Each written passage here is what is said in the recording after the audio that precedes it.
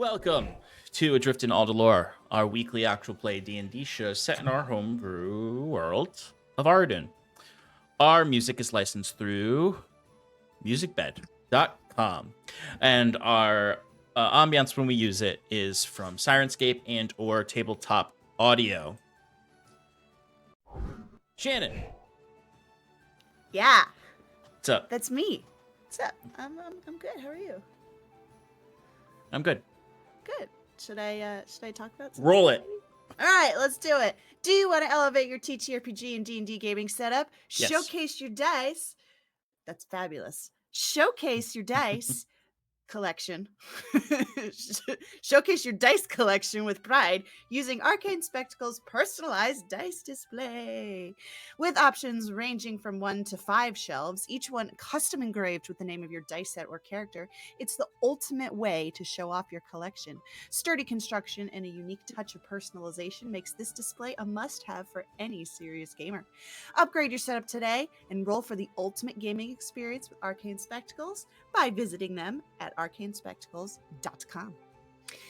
Next, we have Underground Oracle Publishing. They are a best-selling, Emmy-nominated TTRPG publisher building new and exciting settings for the cipher system of every genre that you can imagine. Each setting includes everything you need to explore its unique world, including lore, species, descriptors, foci, creature, ciphers, artifacts, and all of the rules that you need to play. For as little as $3, you can join their Patreon and help shape each of the worlds that they create. Eddie Yorke is our beloved character artist. He's an illustrator based in the UK who makes art for games and books. To visit his portfolio and get in contact with him, visit eyorke.com. Last but not least, we've got 1985 Games. They create affordable, accessible, high-quality accessories for D&D and other TTRPGs. We've got, well, I say we, Sean has the NPC cards that have gorgeous art on the front of them and interchangeable, as we discovered about 3 weeks ago, interchangeable things on the back that you can use to bring those NPC characters to life. What are they, Sean? You try and do it from memory now. Don't look at it. Don't look at it. Look right here. Don't look at those cards. Look right here. Right here. No cheating. Personality, quirk, flaw, secret. Ah, cheater! Goal and skills. Very good. They're pretty great, and they've been most of those NPCs have been brought to life in our games so far. Yeet. Look at them. Look at them. Look at those. They're great. It's human. So if you'd like to huh? What? So it's human. I said it's human Jacquet. I thought you said it's otherwise known as Jacquet. Roland. Use the code paradiceprod, PARADICE, for 10% off your order when you order those cards and other things from them. Yeah. If you've not already joined us on Discord, do it. We've got recaps that go live before our Monday night sessions that Sean writes for us. They're lovely one-pagers that get you quickly caught up on what happened last week or at the previous session. And if you have not subscribed, that's the word, right? Subscribe to us. Subscribe. On YouTube, please do, and we appreciate the comments, the likes on our videos, helps us with that pesky algorithm. So join us there on YouTube and Discord, along with Instagram, TikTok, Twitch, Twitter, and Bluesky. That everything? That's everything. Oh boy! Now Let's we get to play D&D. Yee. We got some threats to deal with. I think it's going to be a relaxed session. Oh, okay. Great. Fabulous. But before we get to that, let's do our recap. Recap.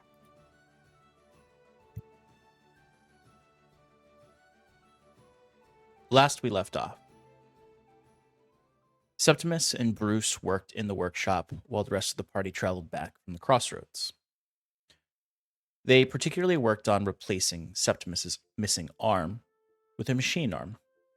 This process required intensive surgery and magic. With the aid of Sal and an anesthetic concoction, they cut away at Septimus's remaining arm to properly fit the mechanical one into a socket. Bruce, with the guidance of Septimus, connected the arm's mechanics to Septimus's flesh. And to complete the process, Septimus channeled a blessing into the arm and was able to wiggle the finger. A huge success. Over time, the arm will conform to Septimus's will as his spirit melds with the flesh, or the metal. The rest of the week, Septimus recovers while Bruce begins other projects, particularly carving out a new room in his basement for a teleportation circle. Putting aside all the junk, like family heirlooms and memories, both painful and joyful. The rest of the party travels east back to Septimus's farm during this time. In the process, Saskia suffers from night terrors as she ponders the morality of turning Bjorn into the Commodore, given her part in the same crime he is guilty of. Fionn and Jacquette attempt to assuage this guilt by saying she's chosen to make better choices since her involvement with the Bone Rattler. Bjorn makes it abundantly clear to Saskia that most of the crew members were not seeking adventure, but rather wealth, security, and freedom, but mostly survival.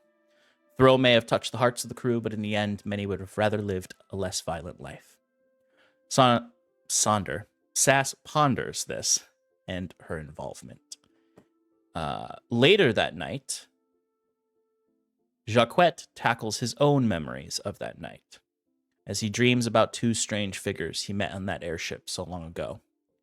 He finds himself at the gambling table with a roguish man named Roland. He holds Jacquette's magic dice in his hand as his bet as the original owner of these dice. Jacquette offers his name up as his bet and mocks Roland as some kind of fey creature. The man smirks as Lady Navira, a strange woman from seeming wealth, arrives and joins in. In the end, Jacquette feels the ship rattle to a halt and the chaos begins as it did that night.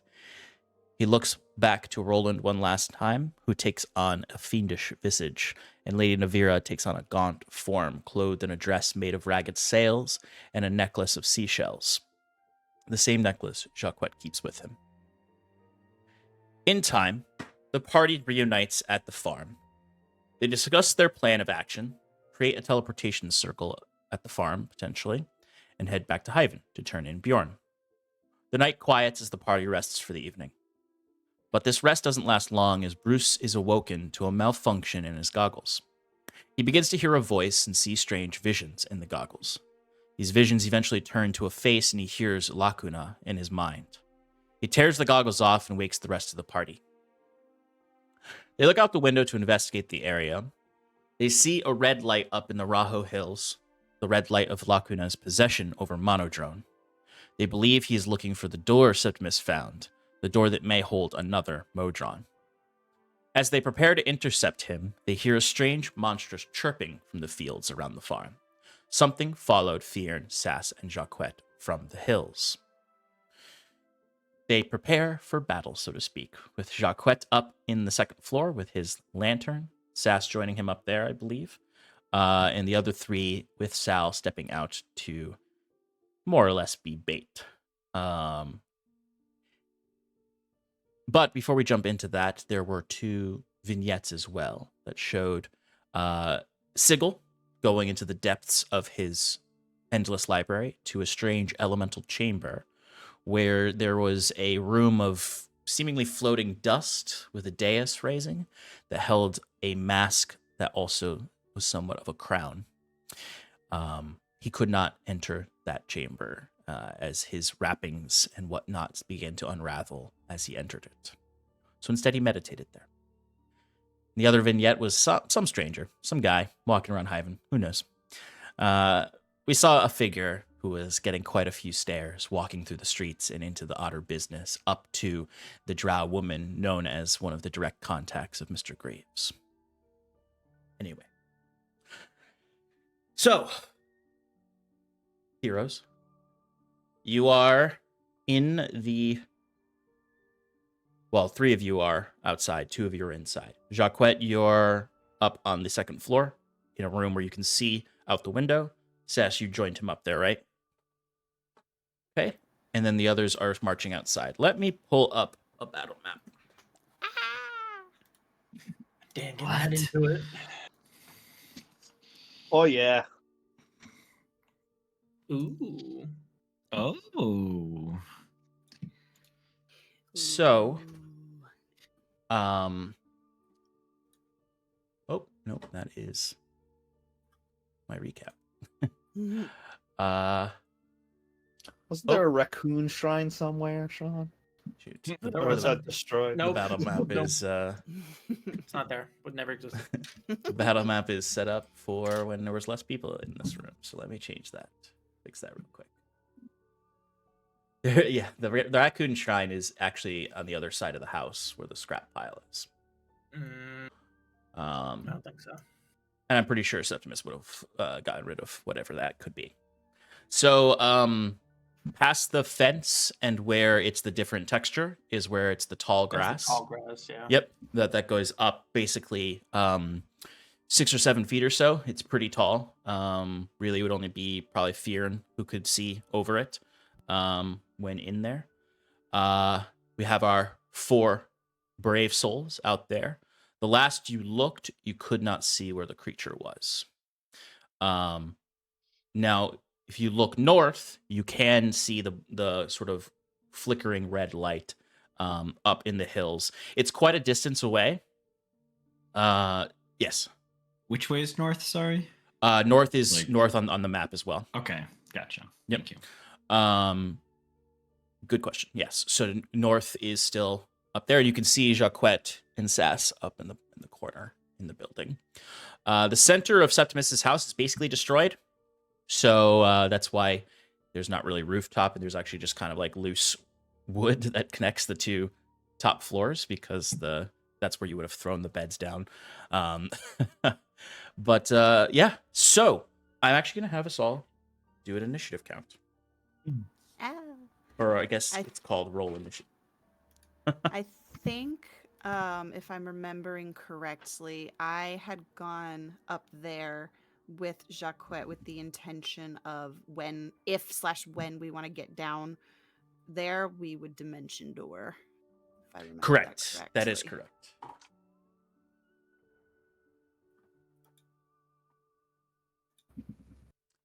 All right, 20 to 25? 15 to 19? 16. 18.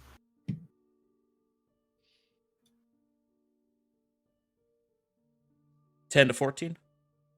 10. Oh no. 5 to 9? 8. Septimus, what the fuck did you roll? What'd you roll, Sep? 4. Oh. Defend your home. I guess Slowly. He Yeah. just woke up. He just woke up. Fearn, what's your He's a sleepy dexterity? boy. That's fair. My dexterity, 100, Sean. Oh, God. It's 2. Okay. 14 total, if you wanted that number. It's a 2. It's a -5. No. Plus 2 modifier, 14 is the total. Okay. I don't think it goes down to -5, does it? I'm just teasing. Okay, so once again, like last time, you are hearing the haunting chirping sound going through the air, very predator-like. And it's hard to discern the location of the sound. It's almost as if the monster can project it in a way that it can throw it to different places to throw you off. So you hear it in one corner, and then you hear it in another corner, and then you hear it in front of you, then you hear it right behind you. The creature is quite clearly playing with you in this way. Rude. You hear some rustling, and you see nothing, though. I'm sorry, I take that back, actually. You would very clearly see those eyes again. His eyes. Or the creature's eyes. Were they green or red? What did Bjorn draw? What's that? Green was what he drew. Or I are don't they know if gr- that's are they the green No, I'm not eyes? talking about those eyes. No, like I said last week, it looks as if it's like the reflection of the moon on That's in the eyes. It is a clear night, like you're getting like quite a bit of moonlight coming down. But you do see the general shape of this creature, where it is on the battle map, about about 25, 30 feet from Fearn. You can see its face is, its skin is sort of this mottled purple, dark purple / grays and blues that that has these two long arms that end in massive hands with claws. These feathered wings hang off of the back. Now you can see this creature is animalistic, but it has features that give some sense that there's a mind behind this creature. It's got like wrappings of cloth attached to it and string attached to those cloths, and you can very clearly hear the sounds of skulls and bones clacking together, like within its wings and within its person. Its head is sort of this long nose and jaws that kind of come out with these jagged fangs, and with sort of like what looks like skin sort of like stretched over it. So it's sort of like a skull, as if you pulled some of the skin off but left some on there, and it is just covered in gore and blood. You're not sure if it's its own blood or whatever it has been eating, but it's just staring out at you all. The eye sockets of this skull have very, very fine lights in them that are coming from reflections of the moon. It's the kind of thing where you're like, is this thing wearing a skull, or is its skull on the outside? Is what its look is, but it is just staring at you right now from this spot, releasing this low chirping. With Fearn, you're up first with Jacquette on deck, Sass, Bruce, and Septimus. So to be clear, I could clearly see it then. You can clearly see it, yes. How far away from it am I? You're about 25, 30 feet. Oh, okay. Yeah, 25 feet from it. I'm going to start off with shooting a ray of frost at it. Okay, go for an attack.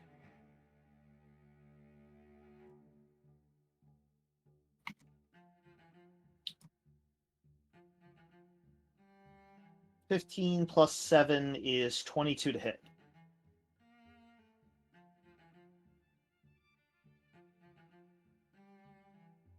That hits. Go ahead and roll damage.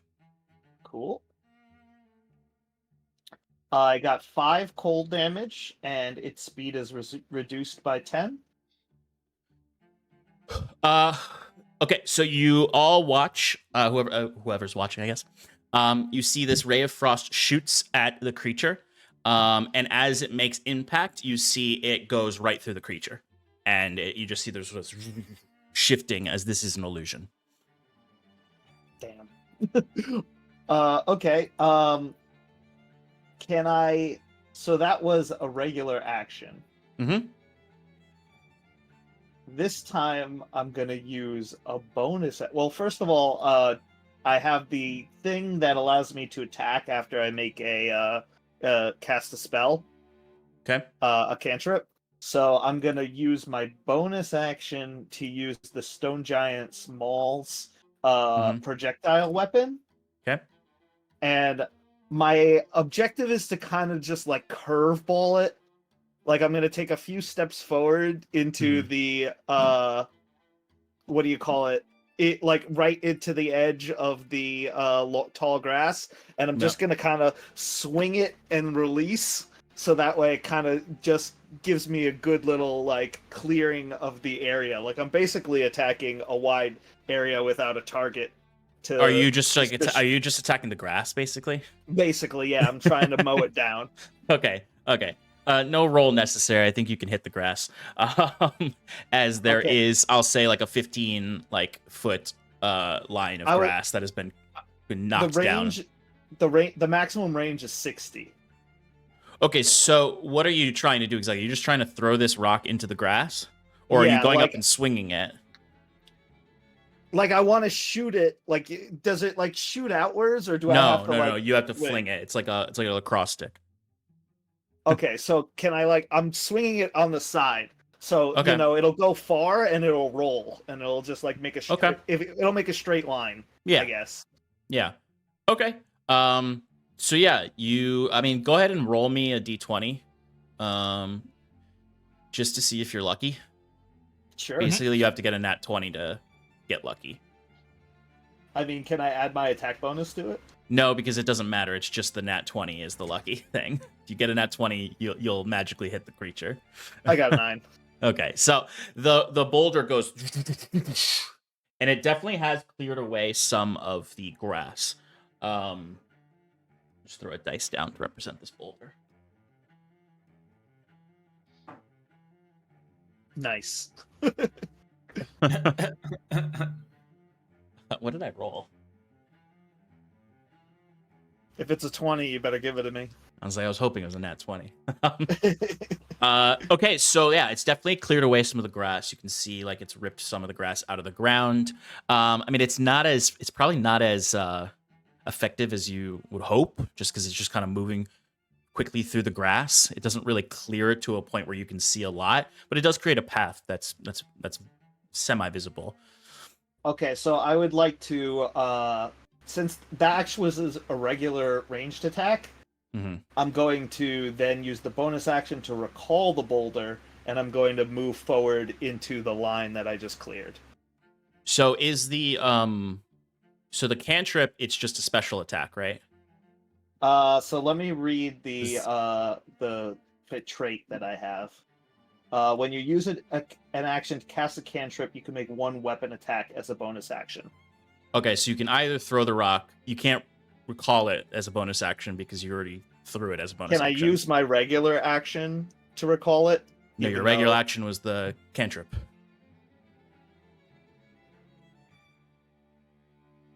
Wait, so my regular action was the cantrip. Then I Yeah. get a free bonus action to attack. Well, it's not a free bonus It's not action. free, it's just a bonus action. Okay. But I already had that because I used the... Alright, whatever. I'm going to just walk into the path then that I cleared out.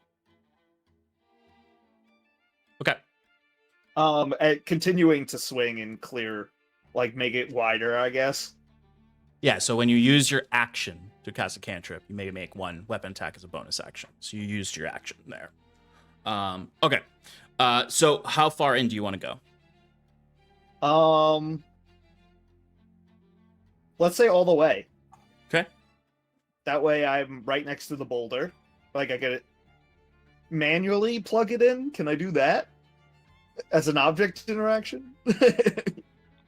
Yeah, I mean I'll allow that because it's not using the actual feature that makes it shoot back and hit anything in between you and that. Okay. Jacquet, you are up. I use my Okay. extra attack just to swing one more time around. Okay. Jacquet, So my Seth's what drawing I back. would like to do here is and Jacquet's gonna go whisper to Saskia. He says, "If you see it, let me know and let's light it up for our friends." And then he's going to take the Horn of Silent Alarm, and as an action, he's going to blow it, targeting the Bone Snatcher. Okay. I don't have to be able to see it as long as it's within 600 feet of me and not deafened. It would hear suddenly in its ear a loud, or Okay. whatever the horn sounds like. I like to imagine you can make it sound however you want. I'm a horn. Never mind. It sounds like a horn. Horn. I take it What's back. up, Vuvuzela? Okay. What exactly are you trying to do here? You're trying to like The disorient intent it? is to startle it so that we can see it, because I presume it's stealthed. Yeah. And then, if able, I would basically just follow up with using the bullseye lantern that has a 60-foot long beam of bright light and then another 60 feet of dim light to Okay. basically like point it out for everyone and be like, look, it's a thing. Okay. Go ahead and give me an intimidation roll. I don't have proficiency with that though. Can I persuade it? You No, cannot. I'm just kidding. I'm just kidding. You guys are Oh, challenging me tonight. That's a 21. 21 intimidation. Okay. I'm just gonna roll. Okay, so you would hear the creature start to, instead of that slow chirping sound that it's clearly projecting on the silent image that's there, it you just hear like a general just sort of retching and screeching from it now, as the creature is in fear, and you see it first, and then Jacquette, you could hear it, so you can flash the light towards where you're hearing the sound from. The creature's like literally like doing that thing where like a cat or a dog has like an ear ache, so they just like run their hands over it. So it's running its claws over its head, trying to get whatever sound it can out of its head. I'm gonna put a place marker for the illusion, but you guys can actually see the creature now. Cool. Ooh.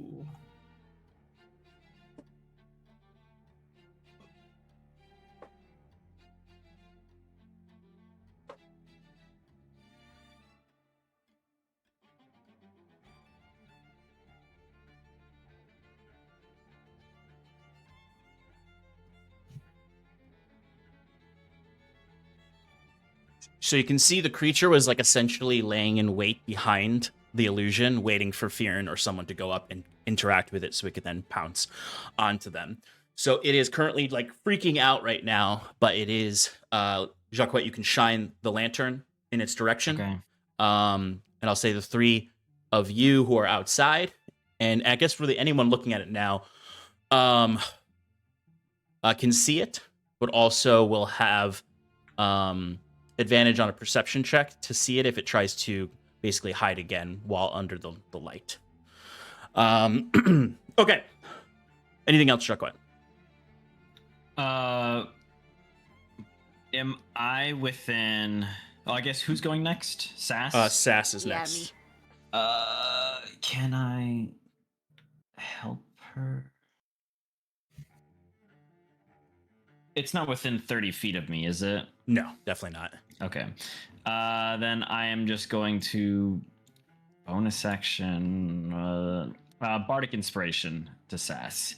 As you know, for the next 10 minutes, you can add that d6 as he's just like, all right, we've got this. Light him up. So yeah, so basically it's like, yeah, if you're looking, you were all looking at this like semi-calm field as the wind was just sort of rustling, and then this silent horn blows and the creature just screeches and stands up on its hind legs above the grass, showing that it's quite tall when it stands up fully, probably like 8 or 9 feet tall, as it just sort of screeches, and you can see kind of like the blood glistening on its face from the moonlight as it is visible now. Okay. Saskia. Okay. First, I'm gonna turn to Jacquette and say, "Thanks for the light. I know we're both better from far away, but if you want to get down there, let me know, and I will bamf us down there." And then for my bonus action, I will summon my tentacle. Is that within 60 feet of me? Let me check.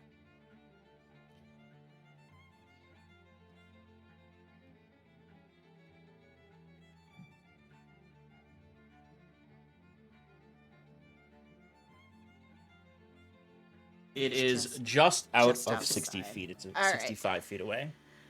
All right. So then I will wait on that. Instead, I will use my bonus action to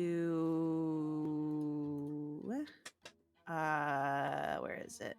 There it is. Hex it. What's the range on Hex? 90 feet. Cool. And then I will use my action to Eldritch Blast. Here we go. First beam. Nice. 22. That will hit. Great. That is going to be. Prime base. Sorry, My yeah, disagree. yeah, don't mind that. That'll be 10 points of force damage. 10 points of force. Okay. Did you roll your Hex damage with that? Nope. But my second hit or second roll to hit was a Where's my 16. pen?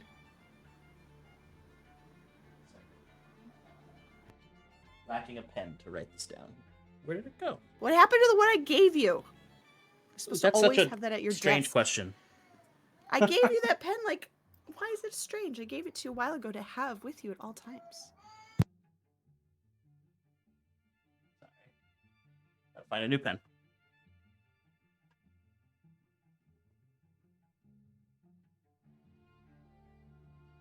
I'd stay unmuted, but there's currently a temper tantrum happening in the bathtub. That's cool. Okay, so 10 points. And you cast Hex on it. What's the skill that you're giving them? So what does Hex do? It gives them disadvantage on us. Ah, shit, I don't know. I don't use the spell enough. It gives disadvantage on an It's- ability check of yes, your choice. and but, an like, ability dex, check of my strength, choice. Constitution. I'm gonna say Saving throws, though. So, yeah, like, yeah. So just like Just ability check. if he's so trying to Just ability hide, for checks. example, you want yeah, Yeah, I'm do gonna dex. do dex. Okay. Yeah, we'll give it disadvantage on dex checks. Dex checks. good. There's a disadvantage on Um, stealth checks. Yeet. Does a 16 hit? Because I already rolled that. And then I'll roll my hex damage. Oh. Oh boy, having a rough time. 16 just hits.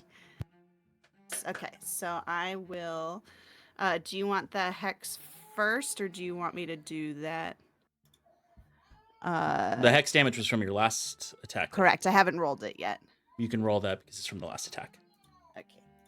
That is going to be 6 points of necrotic Oh, damage. nice. Yeet.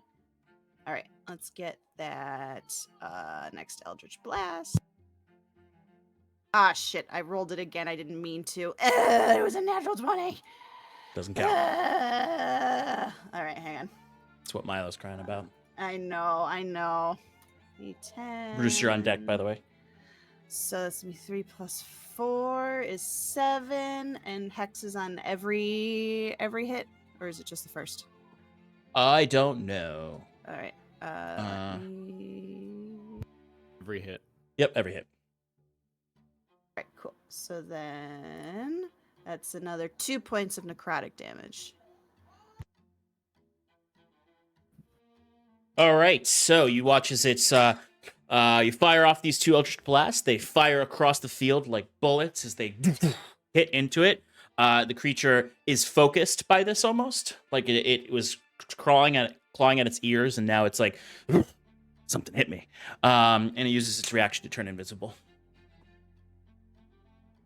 Oh no, if I do that way, I mean, it's a spell. Fearn, since you're close up on it, you can see that it literally grabs one of the skulls in its like array of bone chimes and crushes it.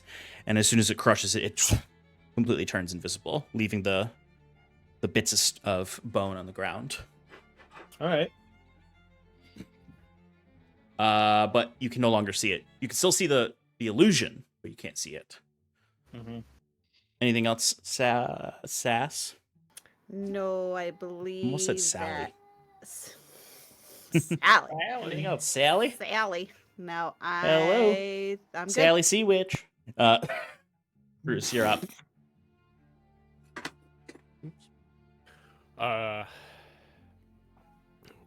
Well,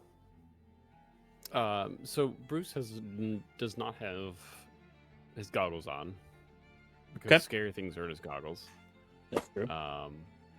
And so he's probably using the vision from Lolly Rock. Oh yeah, that's right. So I think Bruce will have some vision from the skies. I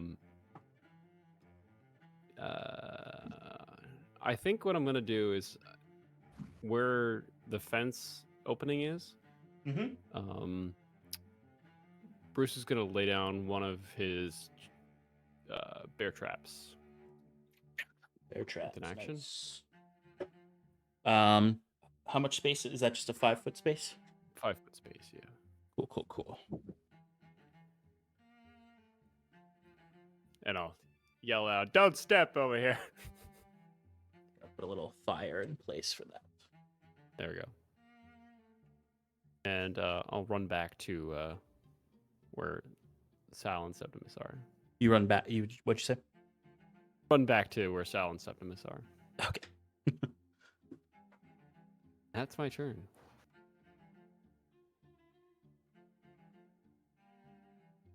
Anything else, Bruce?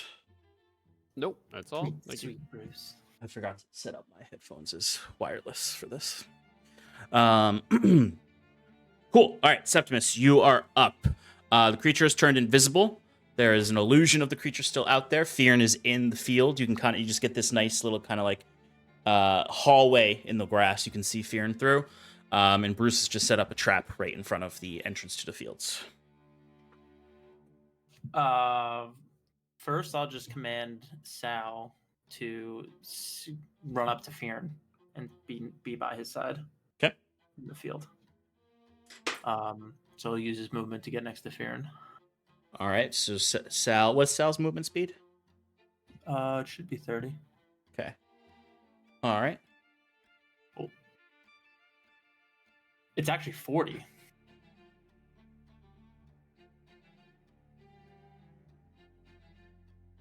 You took your headphones off. It's actually 40, so. Oh, okay. So he can get right there.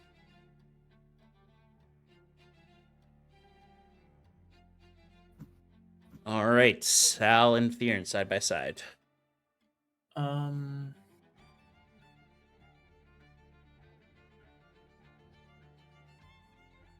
yeah, he's just gonna stand by him. And then Septimus.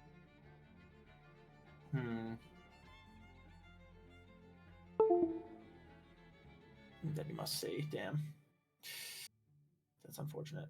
I might just have to probably just hold an action to cast Guiding Bolt to when I see the creature. If I see the creature within my next turn, make an appearance. Okay.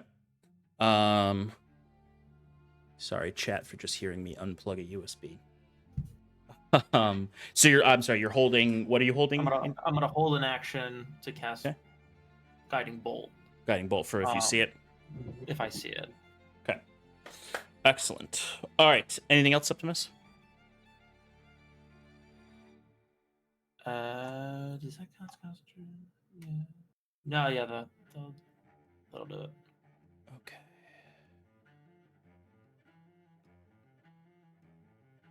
All right.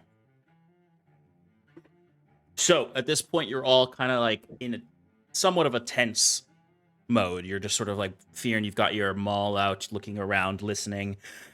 Septimus, you're peering down that hallway of grass, looking at the tops, looking for any signs.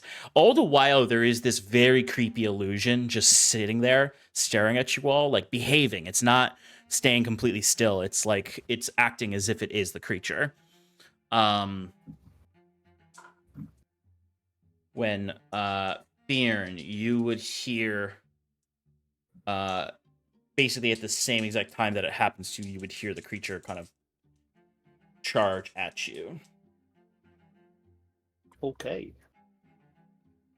Are you kidding me? I don't think this is gonna hit, even with advantage. Yeah. Once again, folks, like the last fight, I'm rolling like shit. So the creature Feels bad, man. It does. It does when you roll with advantage for your scary monster to roll a 1 and a 4. Is very upsetting.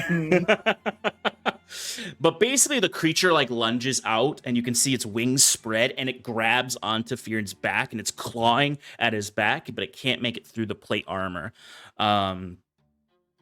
As Fearn, you kind of like struggle a little bit, but it falls off back into the ground and it kind of looks up at you in this sort of like prowling cat-like stance as it goes for its second attack.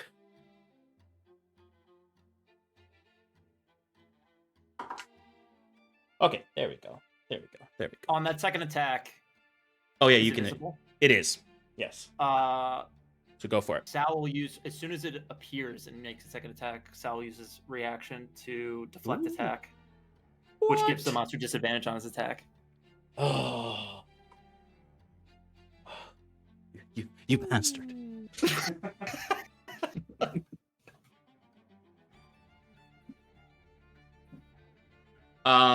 It still might hit though with a 24. Ooh. How much does shield give? Yeah, 5. nah, it still wouldn't work. Yeah, I'll just take it. Okay. So I imagine like it goes in for an attack, and Sal is able to just sort of like strong arm grab its claws, but then it comes up with its other claw into the side of Fearn, dealing 12 necrotic damage. Okay. And then you can see, yeah, it deals 12 necrotic damage on that.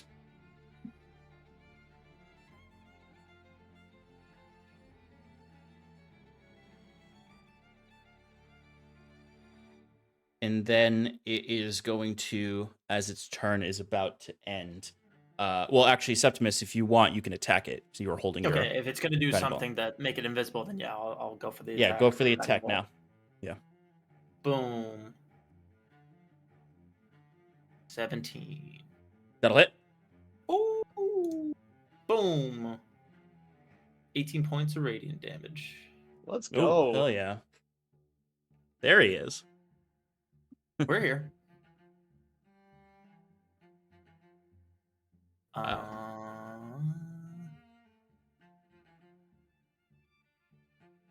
And the next attack has advantage on it.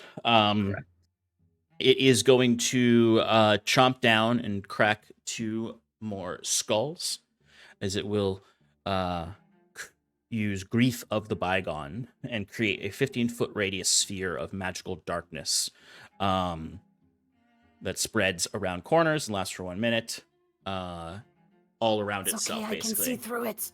All around itself, containing Sal and Fearn, it creates an orb of darkness all around itself.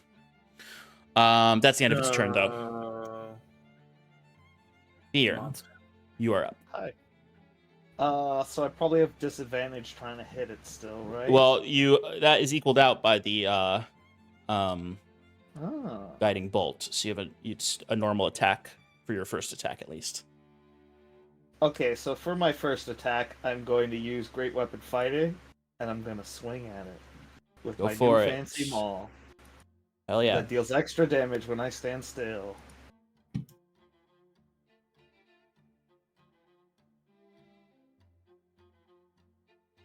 So it's 19, but it gets -5, I think, from Greater Weapon Fighting. Yep. So that's a 14 to hit. 14 does not hit. I try again. You didn't roll with disadvantage, did you? I rolled straight even because Yeah. Yep. Okay, so But this next attack is wait, does guiding bolt until something hits it, or is it just the next attack? I think it's just the next attack. That sounds the right. next attack roll made against it, yeah. Okay, so this next attack, Fear, and if you attack it again, it has disadvantage. okay. This time I will not use Greater Weapon Fighting. With disadvantage, I got a 21. 21? Wow. Okay, that'll hit. Okay, so let's do 1, 2, 3, 4. Oh, I'm sorry, Fear, and after you do that damage, you do need to make a wisdom saving throw. Oh, good.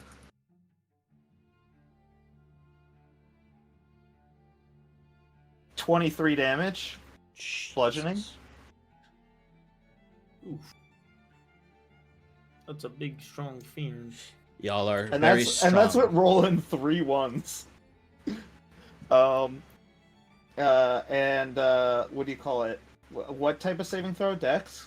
Yes, I need. No, I'm sorry. Wisdom saving throw. Oh, I don't like wisdom. I did good for me. Does a 13 work? 13 does not succeed.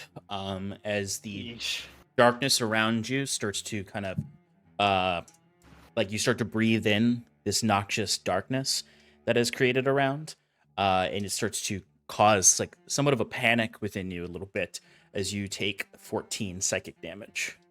Holy shit. Okay.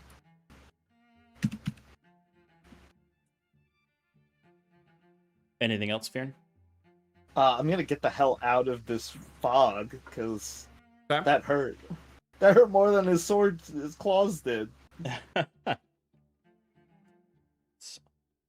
So yeah, I'm just gonna so he's in front of me, right? As far as you can tell, that's the last place you saw him. Right. 'Cause if I leave, he'll probably get an attack of opportunity, I'm assuming. If But you I can just hit him, bonus- probably. Yeah, I'm gonna bonus action Misty Step out of it. Okay. Where do you Misty Step to? I'm gonna Misty Step off to the south. Okay. But I'm not gonna go the full. I'm only gonna go enough distance to get out of the darkness. Okay, so you'd have to do 20 feet. Okay, so 20 feet south, and I don't think I can hide there, but I'm just, I crouch down a little, so I'm like in the grass. Do you go prone? Nah. Okay. Prone is too much work. I wouldn't want to get up after being prone. Okay. Then there's no mechanical. It's just for flavor bending down. Then. Very good. It's more of a hide than a. Okay. Jacquette, you're up. I'm going to bonus action, steady aim, and then ready in action to shoot this thing if I see it in the next turn. Okay. Sass, you can see it. I can. Yes. Mhm. So I'm going to Eldritch Blast it. Go for it. Let's see. Luke with your First special. one.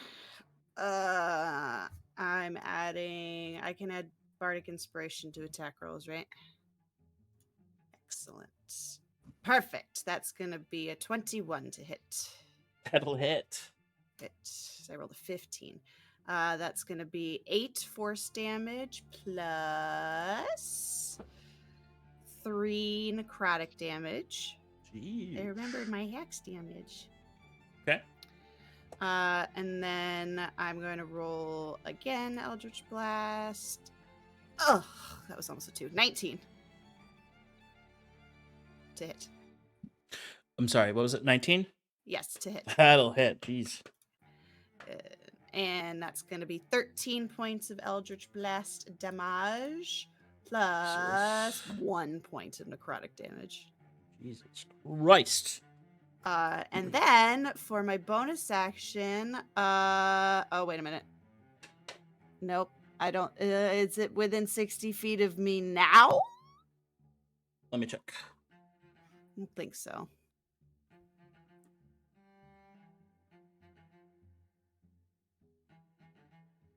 It is. Ah! All right, so then that is going to be my tentacle for my bonus action. And I will smack it with my tentacle, potentially, if I can find it. I'm sorry to do this before your tentacle can do something cool. But it chomps down on another skull and turns invisible. Counterspell? It's not a spell. It's not a spell. Okay. No. You can save your tentacle though if you want. You don't have to summon it because I told you that afterwards. Okay. Yeah, no, I'll take it away, please. Okay. And then I'll tell Jacquette, that's your accent. Jacquette, it's the insert coordinates here. Makes Insert no sense to you. Cardinal directions right here. It's that way. It's that way. I can see it. It's right there. Clear as day. Right there. Just fire. Right to the fuck. West, the southwest. Isn't it invisible now? It is. Oh. It's invisible in darkness. Yeah. Oh, it was before. I'll say it before it Oh, went invisible. okay. And Jacques just looks at her and goes, "But I can't see it." Yeah, but well, fuck. Now I can't see it either because it's invisible again. Oh, fantastic. Okay. Anything else, Sass? No, that's it. Bruce, you are up. Sean, I'm gonna flip this. I don't want to call it a switch, but like a lens on my Yeah. goggles, and go try to see if I can look back into tremor sense. Does that look Okay. okay for a little bit? It looks okay in the sense that it will look okay for this 6 seconds, but if you keep wearing them throughout the combat, it will. You can tell it's gonna start shifting again. Okay. Will you allow me to do this as a free action? Turning it on. Yes. Yeah, I'll allow you to do it as free action. Okay. Basically, I'll say argue for like the purposes of your goggles. Like, it's a free action to turn them on this turn. You'll have to wait till next turn to turn them off with a free action. Got it. If you want Cool. to. Got it. Cool. So what I would like to do is when I turn them on, I see it? It's 30 feet, right? 30 feet, correct. And if I moved a little bit closer, You would need to move closer. okay. So if I moved a little bit closer, You would have to move Would- 10 feet closer to see it. okay. So then basically, I will right do in front that. of your right, you can stand right behind your trap, and you can see it from there. Got it. Okay. I would like to do that. Okay. I will say when you can see it here with the tremor sense, especially because you get like pretty good detail with this. This thing looks really injured. Okay. Like it might this invisibility it's take on might be significantly more defensive than it was originally, where it was using it in a more hunter-esque way. Okay.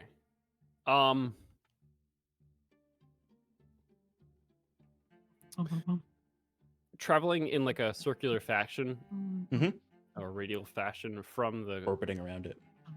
orbiting around it. Can I get like towards one of the fences? Next to one of the fences? Yeah. All right. I'm gonna do that right where the lines meet for the Okay. tall grass.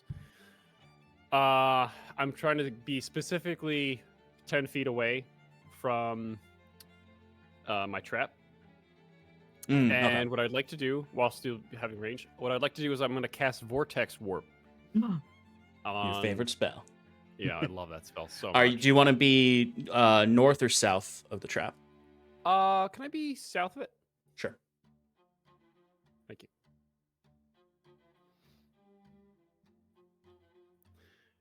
Okay, Vortex It's Warp on- is a saving throw. Constitution DC saving throw 17. Okay.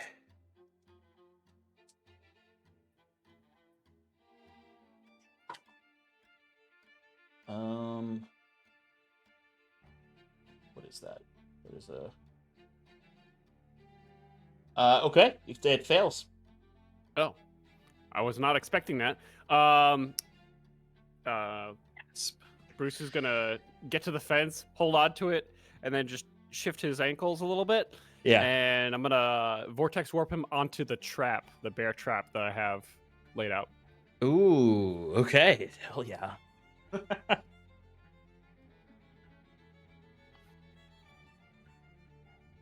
Triggering that, hopefully. Yeah, that's another saving throw, right? DC saving throw, yeah. What kind of throw is it? For this one, it's a DC Dex. It's a Dex 17. Oh.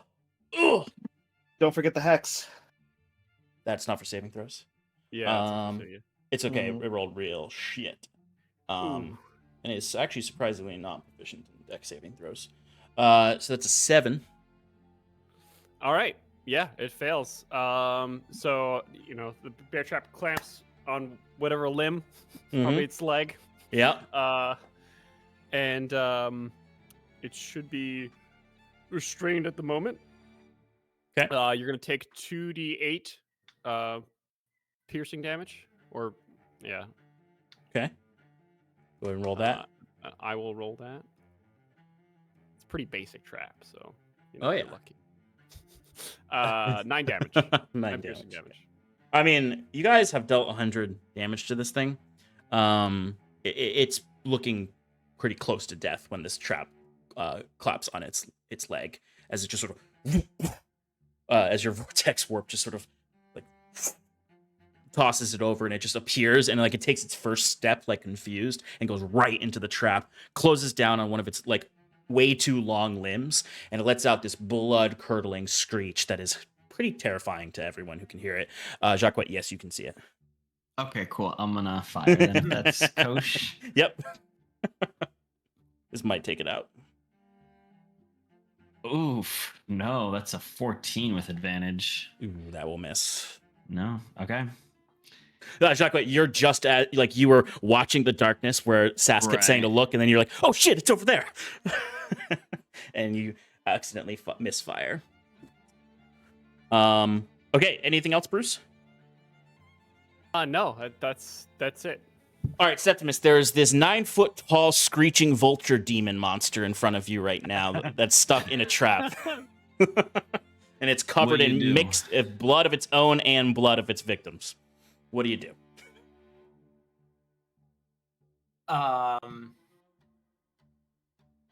Septimus is gonna look to it, holding his hammer, and he's gonna. Is it looking at him? It is now. If you wait a second or two, it stops screeching and stares right at you. If he has his eyes fixed on me, and it just like chomps its mouth a little bit in that way that like raptors in Jurassic Park do, where you just hear that chunk of the teeth hitting each other. It's looking you in the eyes. I'm gonna get right up to it. Okay.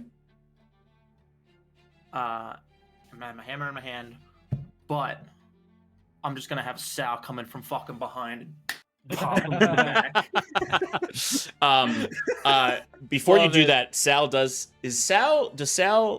can Sal take psychic damage, or is he immune to it? That is a good question. I guess technically, for the way we're playing Sal, you shouldn't be immune to it. No, he's not immune. Okay, go ahead and give me a wisdom saving throw from Sal, just to see if he takes the psychic damage, because he starts in the darkness. Yeah, 8. Okay.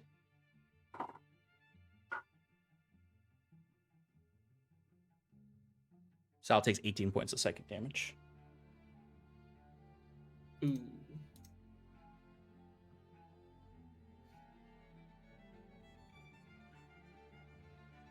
But go ahead and give me an attack roll for Sal. Hold on. Yes. It would be. What was his attack? Hold on. I didn't do it yet. I always mess this up. I'm trying to find. Oh, if you actually go to your Okay, yeah, plus 8. I added Sal as a what's the age on a character sheet? Extras. Yeah, in the extras. I don't have any extras on that.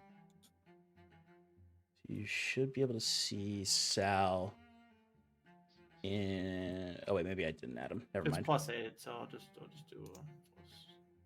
I'll just roll. Oh, why? But still, 17. It's okay.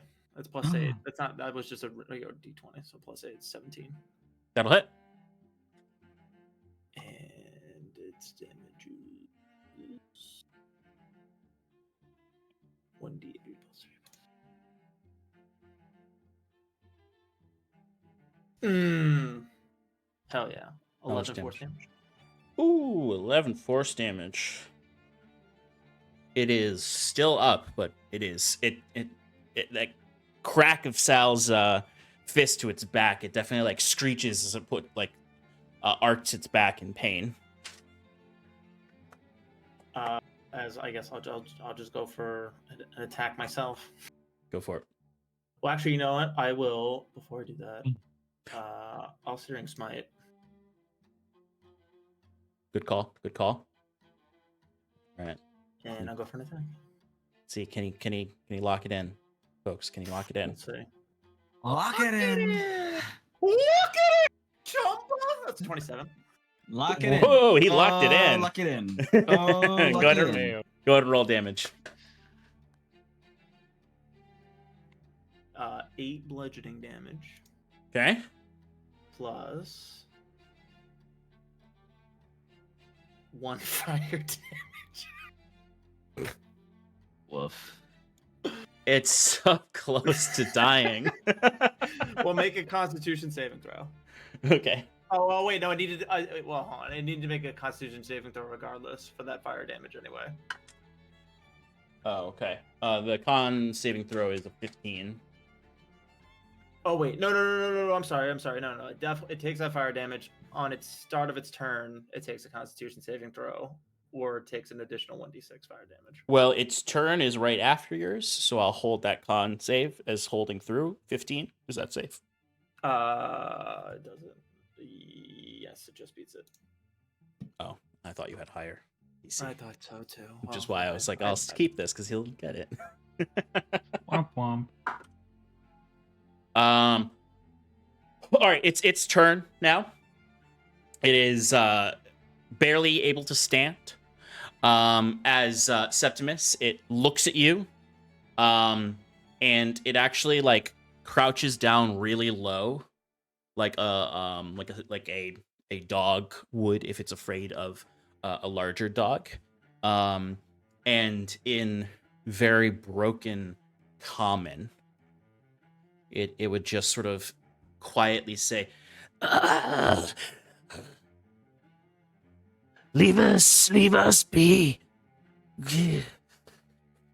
Flee. It can speak. Die. It doesn't attack. Bjorn, you're up.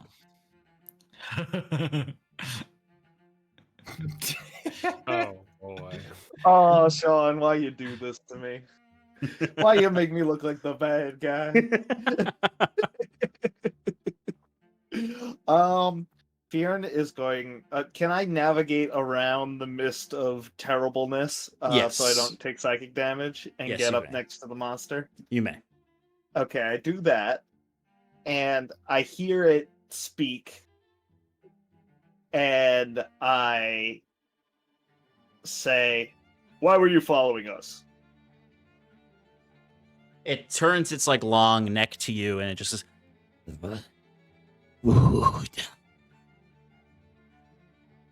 I hit it. yeah, like it may be able to speak, but it is just a predator hunter. Like it's it really is like, I was gonna eat you. So I'm gonna use greater weapon fighting. Okay. So that's a 10 to hit. You get to add +2 to that because you have 2 allies around the enemy, but it still doesn't hit. Oh, okay. Remember, folks, our alternate flanking rules get to add +1 per ally surrounding the enemy. Second attack, I will do greater weapon fighting again because Okay. I just want to hit once. Please, I beg of you. Don't beg. I don't remember the last time I rolled a success. Okay, there we go. 19 plus 19 on the dice. 19 on the dice. Okay, and you'll hit. Yeah, it would be +5, so Yeah. 24. Okay, and I get 2d6 and 1d8, and I get to add +10 to that roll. Yummy. The +10 will do it. How do you want to kill this thing? I literally it like as it turns its head for like food, I just bring the maul down onto its shoulder, on it like the weak side that it was leaning towards, and it just like crumples, like it like basically just smashes the arm off, and I have it like pinned to the ground. Okay. Oh, Jesus. You see, as you do that, you see the darkness dissipates behind you as the creature goes down and does die in kind of like a burst of similar dark spores, I guess you could say, comes out of it as it dies. You actually see its wings, its like raven dark wings, kind of just turn into this miasma as it just sort of coats all of you who are around it. So Bruce, Fionn, Septimus, and Sal all just keep note that you were in this miasma of spores. Yay. No effect right now. But it's dead. You successfully killed the bone stalker. I was showing you right where it was, Jacquet. Why didn't you fire? Couldn't see it. I don't shoot at a thing I can't see, Yeah, but Saskia. My direction was infallible. Bad. It was perfect. Very vague. No, I told Very you the hard to direction. follow. Southwest and a little bit. While this argument's going on, Septimus would say, like, not to Fear and Sal. It's like, all right, come on, we have a different enemy to fight now. As he'll just start running towards Modron. Wait, so are we going after it? Slow down, Jacquet says as he hops down to catch up. Yeah, I'll do that too. I'm not as dexterous. While they're hopping down, Sean, can I reach like down towards the fallen enemy and see if there's any more skulls on its little skull necklace that I saw him? So there are plenty of bones all throughout, but it actually no, it would have one more skull left. There is one skull on its necklace, mingled with like finger bones and rib bones and whatnot that it's collected. And this skull looks to be it looks humanoid to you, but it has kind of like elongated features, almost like an elf. It might be more fey in its history, but there is a skull there. Yeah, I just rip off his necklace and I just like hold on to it and like, anybody want this? You can feel even your Eldritch Knight kind of magic adeptness. There's no magic in this. This creature was able to use skulls in a magic way, but it was like the skulls were more the component than it was like a magic item. Okay. In that case, I just head on with Septimus. Yeah, she's just grimy bones now. Okay, so is everyone heading north to the hills? I guess I'll leave my trap on its leg. But, to collect I'll later. come back for it later. Okay, so you're heading up into the wilderness of the hills above. So Can we I'm still see the red light in the distance, or are we just running So- towards a point where we last saw it currently? You roughly can tell that the red light is like up on the higher parts of the hills. So you're basically, when you get to like the bottom of the hills, like you'll have a harder time seeing it. You can see it where you are because you're looking at it from a distance, so you can Right. see the whole hill area. But once you're at the base of the hill, you won't be able to have a perfect vision of it. You might have to look for it.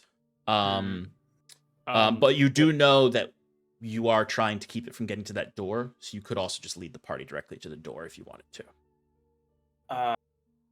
Chirp, chirp. Bruce, while he's thinking, Bruce. Well, I guess like is it where it was? Is it close to like where the door is? Yes. Like when last time I believe I said that you noticed that it was near in the general area. Yeah, I'll just. No, I'd rather just go to where I saw it last. I don't want to risk. Maybe if it doesn't fully know where it is, leading right to it. Feared, carry me for a second. Yeah, all right. I lift him up on my shoulder.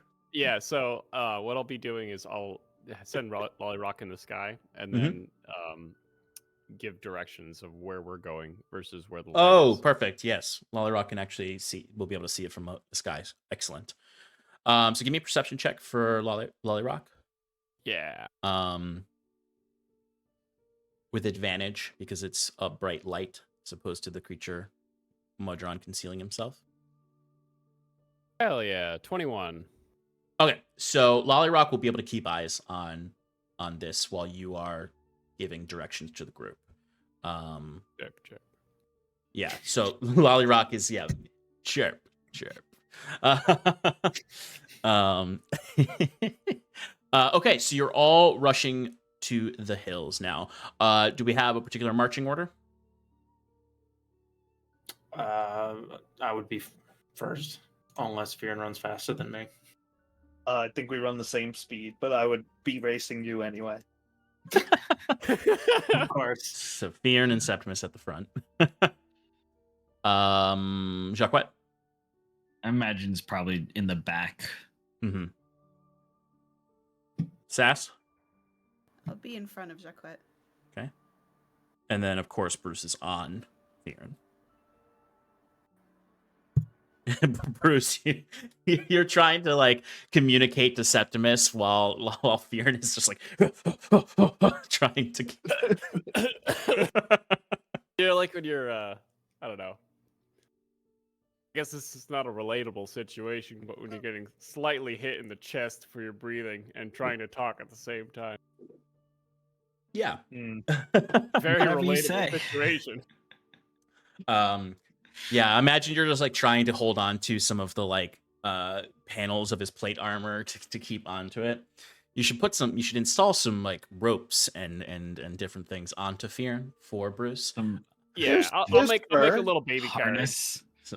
I got fur that you could grab onto up there. If we ever end up going to like the astral sea, like I'm sure there's like a custom tailor that makes kobold rigs for large friends. Yeah, exactly. Yeah, it might be an air genasi. Anyway, As long as it doubles as a jetpack, I'm in. Yeah, that's one day upgrade. Yep, that'll come. All right, so you're rushing through Septimus's property. You get to the base of the hills. Our friend is keeping eyes on the light in the sky.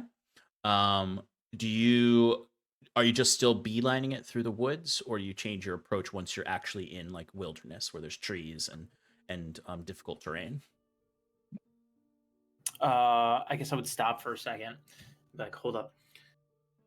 Bruce, does Lollyrock still have eyes on the red light? Yeah. Is it moving?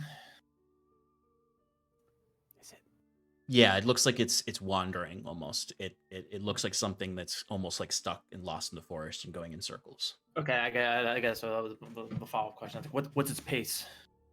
Is it running directly? It just looks like it's walking around in circles. Well, hopefully, it just senses the presence, but doesn't know exactly where it is. Do you know where it is?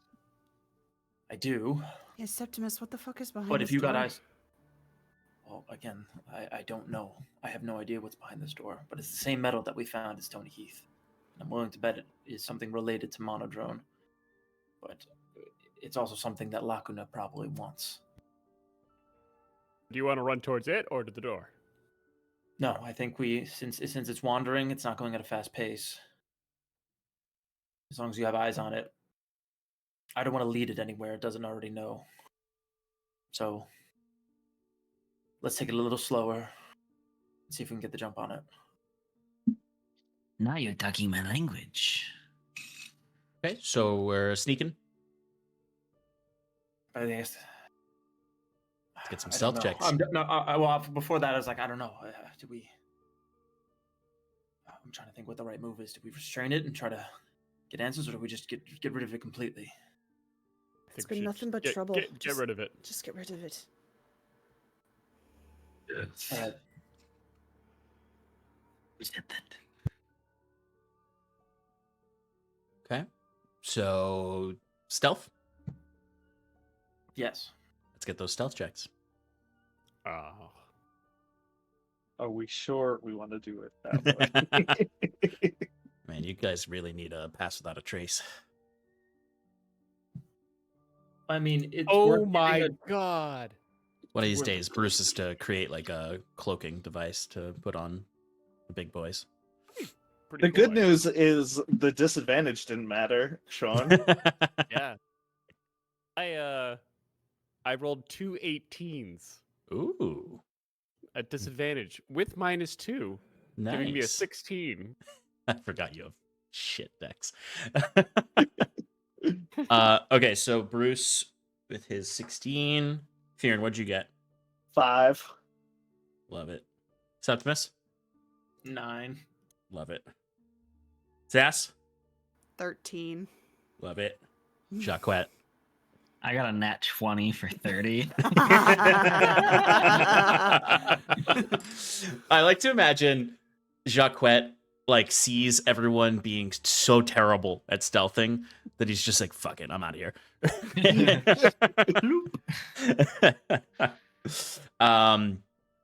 Yeah, Fearn is a hot mess of noise. Bruce, you are pretty well hidden, like hanging off of Fearn. Like Fearn is hiding you. Yeah. Like anything looking will see Fearn much earlier than it'll see you. And Septimus, you're trying pretty hard, but it's just, you got a lot on you. You got this staff, you got a new robot arm that you're not quite 100% Yeah. on. And I just imagine Sal is just walking like normal next to you and absolutely giving you away. Yep. Like you say, Sal, be quiet, and Sal like steps like slower, but makes just as much noise as he normally does. I'll relay to Bruce if he sees that Modron looks like he has detected us. There Suggest any we just, change that in at least his, us that are not stealth just give up the guys and just start going again. Okay. Let's see. Well, you all feel, other than the ones who got less than 10, you all feel pretty stealthy as you're moving through. You're passing through the forest, and it's as you're moving through that you start to hear a similar chirping noise as the bone stalker below. This one, though, is not as deep and guttural as the bone stalker below. It almost sounds like it's coming from a smaller creature. But it seems as though these hills still have some threats to them besides Monodrone. What do you do?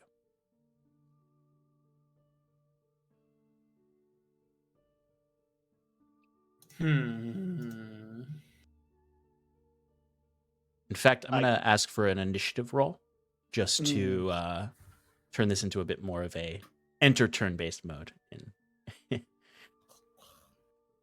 Damn it, Sean. I wanted to cast something.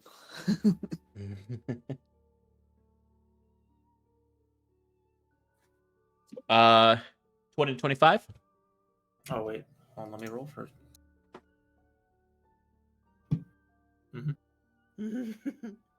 15 and 19? 16. Okay. 10 to 14? 13. I got 12.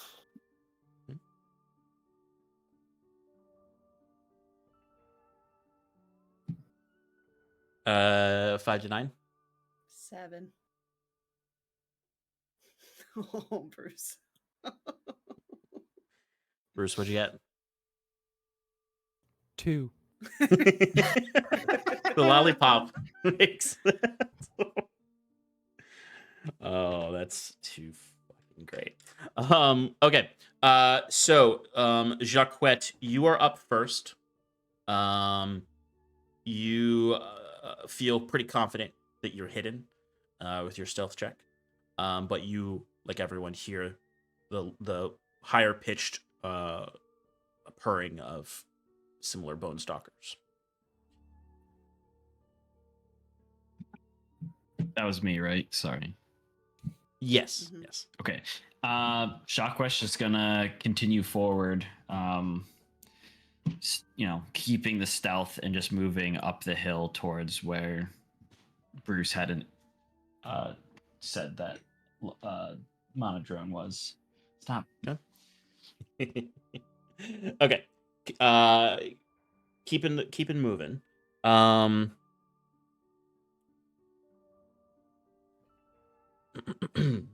Look at that thing. We're best friends. You look it. He's my familiar. Does anyone have anyone with a passive perception of 12 or higher will see one of the bone stalkers? Okay. It is One of. Is it stalking? it's stalking. Yes. Where? It's behind you. It's about 30 feet behind Jacquette. It is smaller than the one that you fought in the field, about half the size.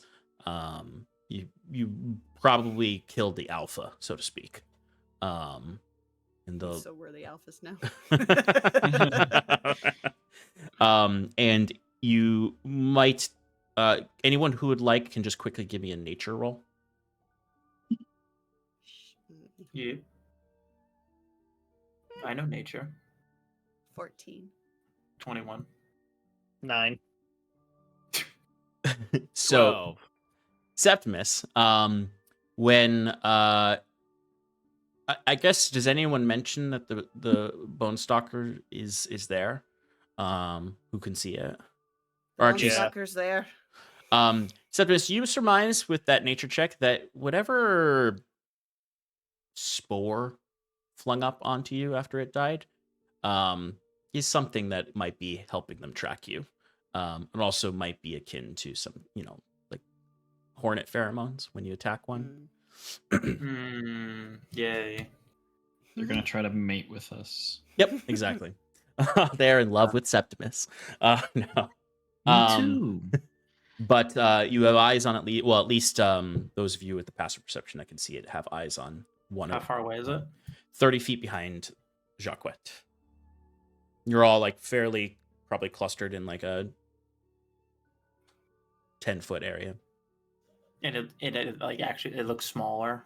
It than the looks other one? smaller. It looks, yes, it does look smaller, and it looks like it is stalking. It believes itself to be hidden as it's tracking you all. Septimus would just turn around and walk towards it. 2 steps, not like full on.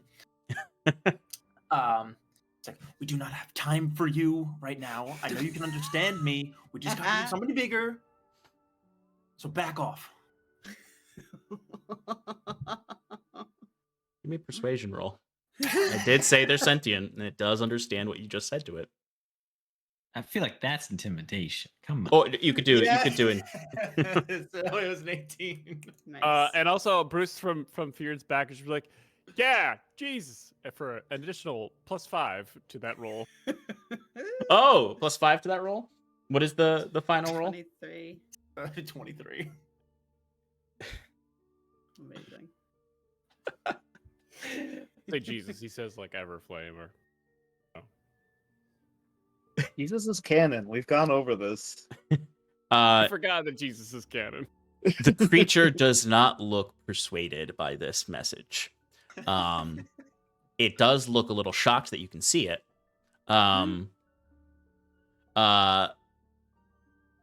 But it doesn't, because you can see it, like it does not continue walking. Like it stops in its place when you see it, when you address it. It doesn't respond in a way that's like, okay, fine, guys, we'll leave you alone. Sorry about you. Have a good night.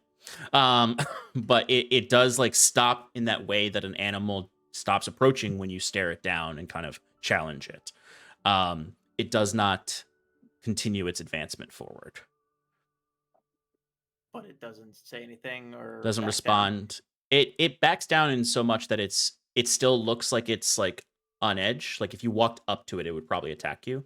down? Yeah. But it is not continuing its stalk in this If moment. it's just a stare down, Septimus would just exasperatedly sigh. cast Detect Good and Evil.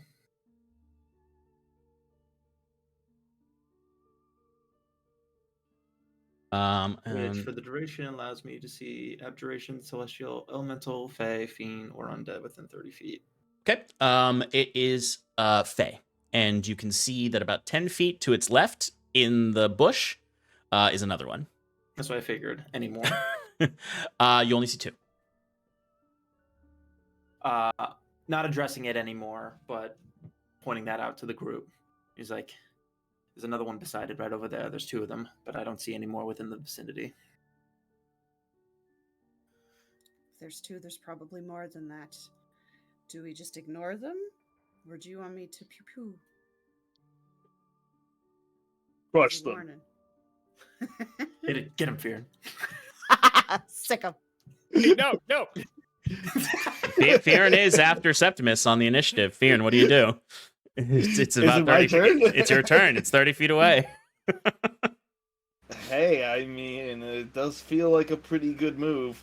I think I'm going to actually play it slightly defensive, and I'm going to cast Blur on myself. Okay. And then I'm going to take my 30 feet of movement and get up right next to it. Okay.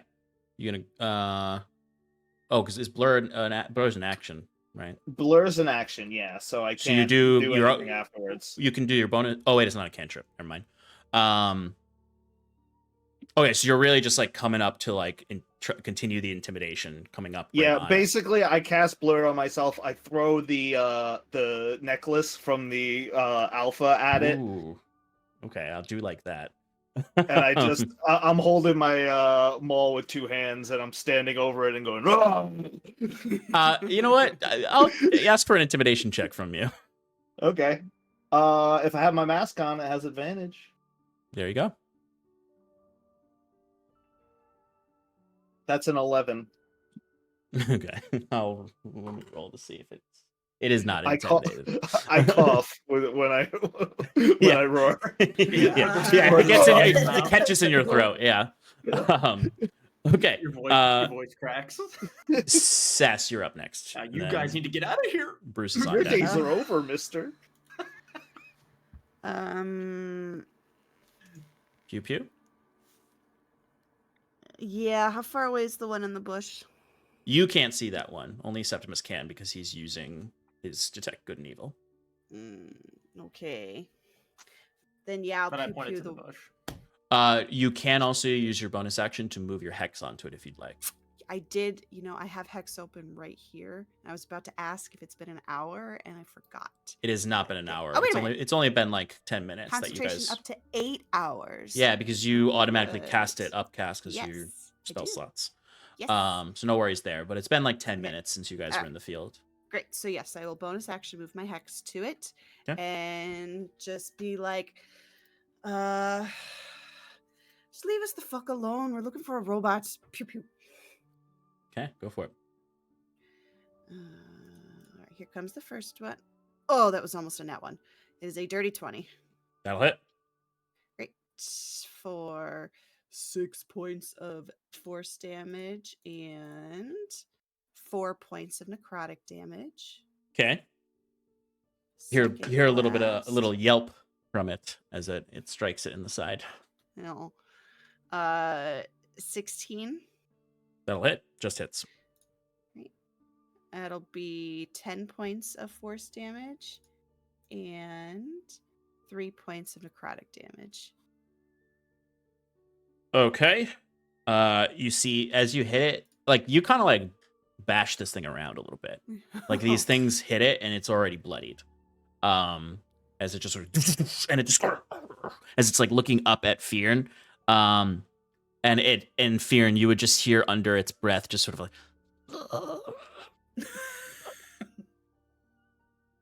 too much. And it turns invisible. It bites down on this human skull that it has on its arm and just Fucking turns skulls. invisible. But it was a pretty big display of action there. Septimus, you can see the other one. You can still see it with your, or you can detect where it is with that. Yeah. Magic is like a blurry cloud of exactly. magic. Fey magic, yeah. You can see the one in the bushes is backing away after this. And- okay. Yeah. The one in front of Fearn can't do anything yet. Yeah. But the one in the bushes is like, ooh, we may have bit off more than we can chew. Damn Literally. straight. Jacquette. Or I'm sorry, Bruce. Bruce, you're up. You're Fearn brought you into the foray of trouble there. So Bruce has been looking to the skies this entire time. He's just Yep. hearing with his ears. Are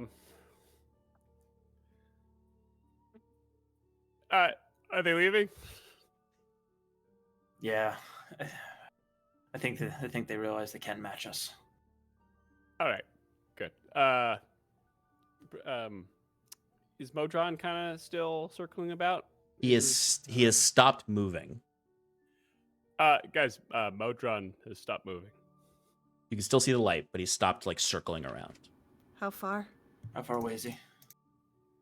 He's you're like you've made your way up somewhat of the hill. He's at the very top, so it'll probably take you a couple minutes to hike up there if you double time it to get up there. If you continue sneaking, it'll take you probably like 5 or so minutes to get up there. He's stopped at the top of the mountain. Do we want to rush or? He may have unheard us on this encounter. He may have. We can't already waste reached the any more door. time. Yeah, let's. The three of us pointing to me, or four, me, Fear, and Sal, and Bruce. So let's make our way because we're not doing anything stealthing around. The other two, up to you, but we need to get there. I imagine Jacques is still just invisible to the rest Yeah, of the I party. was literally about to say like, so this is like just making the gesture like a tree, like just like wherever. I don't know you where are. the fuck he went, but yeah, I'll try and sneak again and see if I can be a little more sure-footed. After that, I would say Septimus, if the others are fine, would start moving. Looking at. Okay. Sass, give me a new stealth check if you'd like. Jacques, you can keep your old one since you haven't broken it. 12. One worse. One worse. Okay. All right. So the other three, you're rushing up. Like Septimus, you kind of know the best way through these hills since you've wandered them a lot in your time here, looking for parts and other ancient oddities. So you know the quickest way to the top. Bruce, you're keeping an eye on Modron. He's no longer moving. You're just seeing that flickering red light in one place. Takes you a couple minutes, but not the full amount of time you would normally take to hike up here. As you rush up, you're a little tired by the time you get to the top, but you get just before the precipice where you know there's sort of this little glade up there, Septimus, you know about, that is sort of surrounded by a copse of trees, and you know what you're looking for is like embedded in the rock, in the side of the hills here. But Bruce, you have your eyes up in the sky. Do you want to look more specifically to see if you can spot his actual person and not just the light? Yeah. I'll try to spiral down. Okay, go ahead and give me a perception check.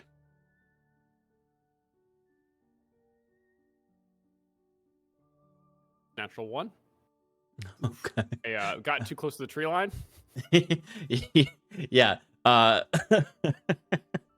Lollyrock flies into a tree. No. Lollyrock, yeah. Bruce is like experience that on Feared's back. But you still have your heading, but you just don't have specifics on like exactly where he is. So you all can still head in the general direction. Are you just looking to charge in? Yep. Alrighty. So you, I imagine like you were like hanging back like behind a rock on the cliff, and now you're pulling yourselves up to charge over to find a monodrone. And as you lift yourselves up, maybe you have your weapons out, you're ready to go. You climb over and you look, and you can see in this copse of trees next to where Septimus, you know the door is monodrone, just sitting on a rock. Red-eyed. Big red eye staring out as he's just sitting on a rock next to the door, as he just has like another rock in his hand that he's just sort of playing with, as he looks up to see you all. Are we still in an initiative, Sean? Depends on if there's anything particular you want to do, but he does speak to you. I was gonna call out and say, Okay. Lacuna, why are you here?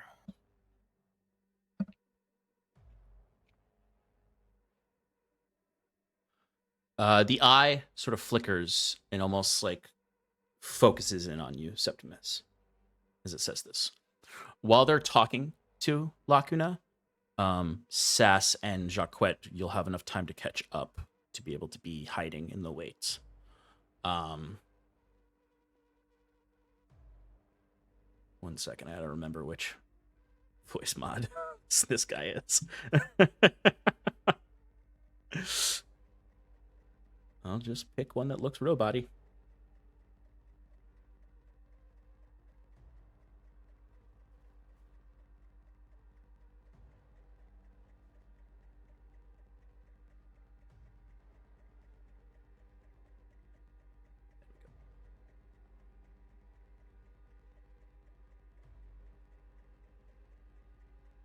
I am here for you.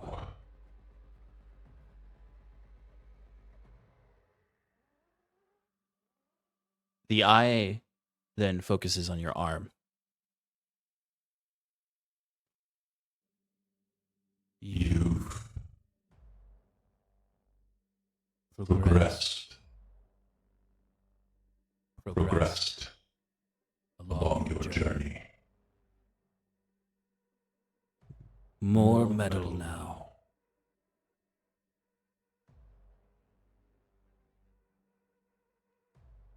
And you. He looks to you, Bruce.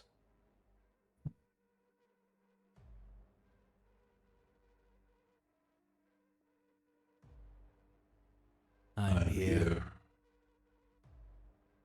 for you to serve as you promised when you accepted these gifts. Fear thinks he's talking to him, and he's like, bullshit! Yeah.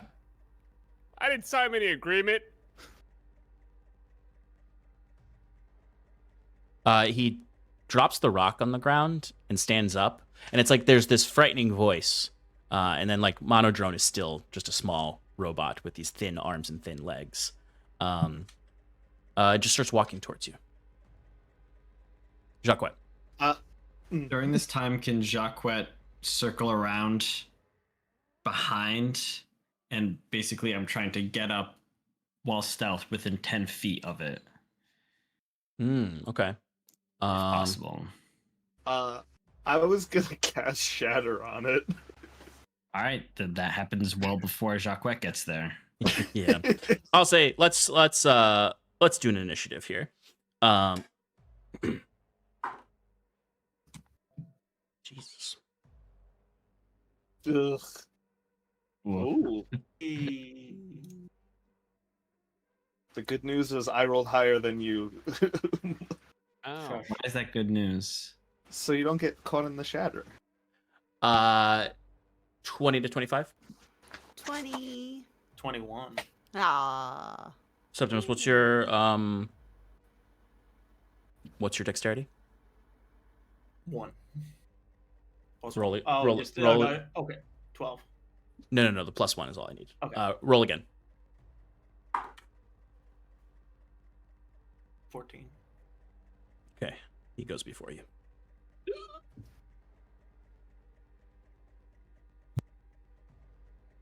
Uh, 15 and 19. 18. Whoa. Bang, bang. Does that mean you got a nat 20? I got a nat 20. That's right. Oh my god. We both did. 10 to 15. It's like y'all traded with The hell them. happened? Yeah, what? 5 to 9. 8. 7. Sass, what'd you get? I got a 20. Yeah, she Oh, said sorry, 20 I forgot before. about that. I forgot about that. Okay. How dare you? You forget for 20 that easily. How dare you, sir? How dare The nerve. How very dare you? The nerve. Sorry, Jacques, what'd you get? 7.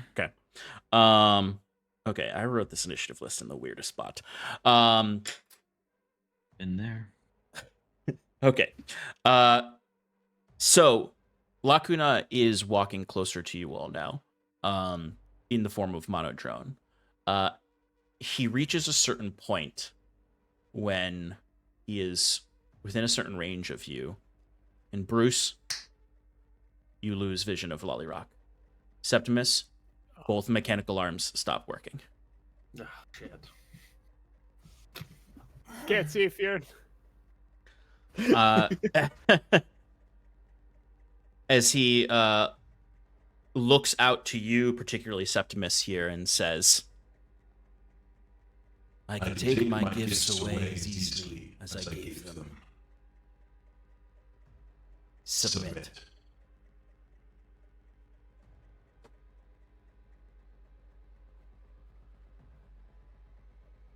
Kick it. As you see Monodrone floats off the ground now, who is hovering. The wings that just look like these small little wings on the back suddenly expand out into ethereal red strands that look like ethereal feathers. As that eye just sort of like the red takes up the entire circle of the eyes, as that sharp fanged mask comes down over the weird porcelain mouth of Monodrone, as he seems to be preparing some kind of attack. And you can see kind of like the shimmers of a shield come up around him, as he's now 30 feet away from you. Or I'm sorry, 25 feet away from you, hovering, shield all around him, seemingly charging up a spell. And that is his action for the turn. But before we jump into all of your initiatives, I think we're going to take a short break so I can set up a quick battle map for you all. Wow. All right, folks, we will be back very shortly for this encounter Very. with Lacuna.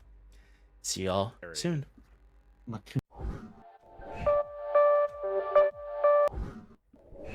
Welcome back, everybody, to Adrift and Aldhalor. Our heroes, after dealing with the Bone Stalker down in the farm, head up the Raho Hills to get to where the Monodrone, possessed by Lacuna, a malicious entity that there's some mystery about, and now they have confronted it, and it basically told Septimus to submit to his will.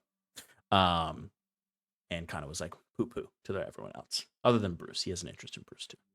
But as he approached, it shut down Septimus's arm, both of his mechanical arms, and it shut down Bruce's goggles. And it began charging up a spell. Septimus, you are up. With Sass on deck. Quick question. Mhm. When my arms went limp, Yes. did Sal also go limp? Sal appears to be just out of range of Okay, so he's whatever not in this field he dis- has. Yeah, because Sal's about 5 feet behind you right now, range So wise. he wasn't affected. But yeah, he was not affected.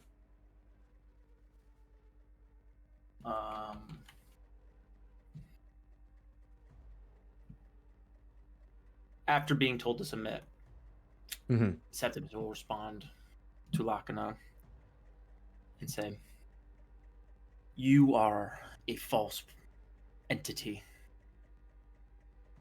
You may claim to have given me my divine powers, my mechanical arm and such, but that is not the will of Machina. Machina is all-knowing and all-giving. You are literally nothing. A void that plagues the knowledge that it gives. And I will be rid of you. for Machina's sake. As Septimus will attempt to... Then I will show you why you are still weak.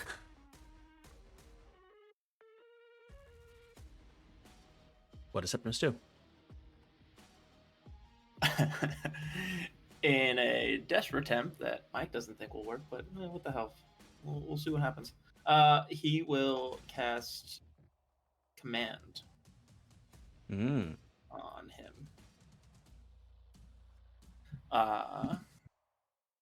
And say, "Be gone." And I'll work with you on this if it's something that can be done, because it says you can use other one. It gives options for one words that you can use. Sure. But I'm pretty much.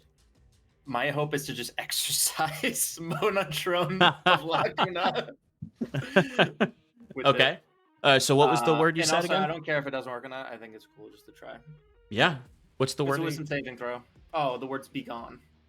Okay. I'm okay with that. Let the power of robots compel you. All one word. So, this what is the because this is a magical ability. What does like it sound like when you say this? Is there any changes to Septimus's voice? Is there any kind of flares of magic that come up when you say it? Or is it just a very strong, stern voice that you say, "Be gone"? No, I would say because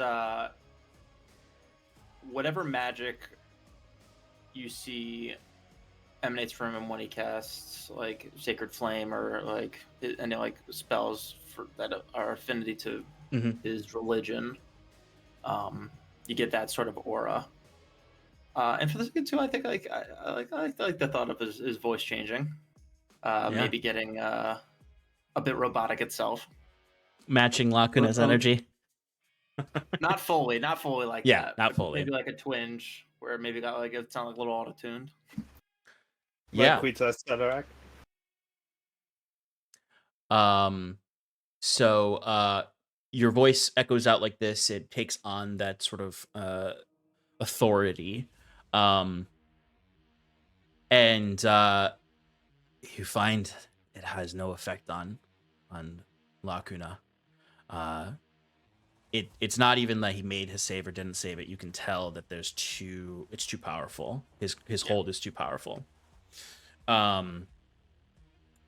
So continues to sort of charge up, and you can hear kind of like, because there's starting to be like arcs of lightning crossing over Monodron's body, but you do hear a very quiet but noticeable to you, Septimus, robotic snicker that comes from Lacuna as you attempt to banish him from Monodron's body. But you nonetheless look pretty authoritative, though, when you step forward. Someone might not even know if you cast a spell. They might think you were just being aggressive. Exactly. Perfect. There we go. Anything else, Septimus? I guess Sal would approach further. Okay. And does anything change? Yeah, the Is there a second Sal walks up 5 feet. Sal, like, he doesn't become completely useless. He doesn't shut down like the rest of your mechanical parts. And you, Septimus, can even feel that there's some fire within Sal, one might say, fighting back against this, as opposed to your non-sentient parts that completely offline. Sal is still functional, but his movement speed is halved when he's within 30 feet of Lacuna, and his AC is reduced by 2. Okay. He's essentially suffering from the slow spell. Got it. Well, I'll just have him come stand next to me, and that will be my turn. Okay. Whatever fire, he just like kind of like slumps next to me and is kind of like in a fighting stance, like ready to like protect if needed. Yeah, he looks like a boxer who's entering into like the last round. Like he's beat up, but he's like, here we go. Don't know here no well. Sass, you're up. Bruce, you're on deck. All right. I'm gonna scramble up onto those rocks behind the party and like kind of scraping and scrambling because I lost a footing or that for like fucking terrible stealth roll.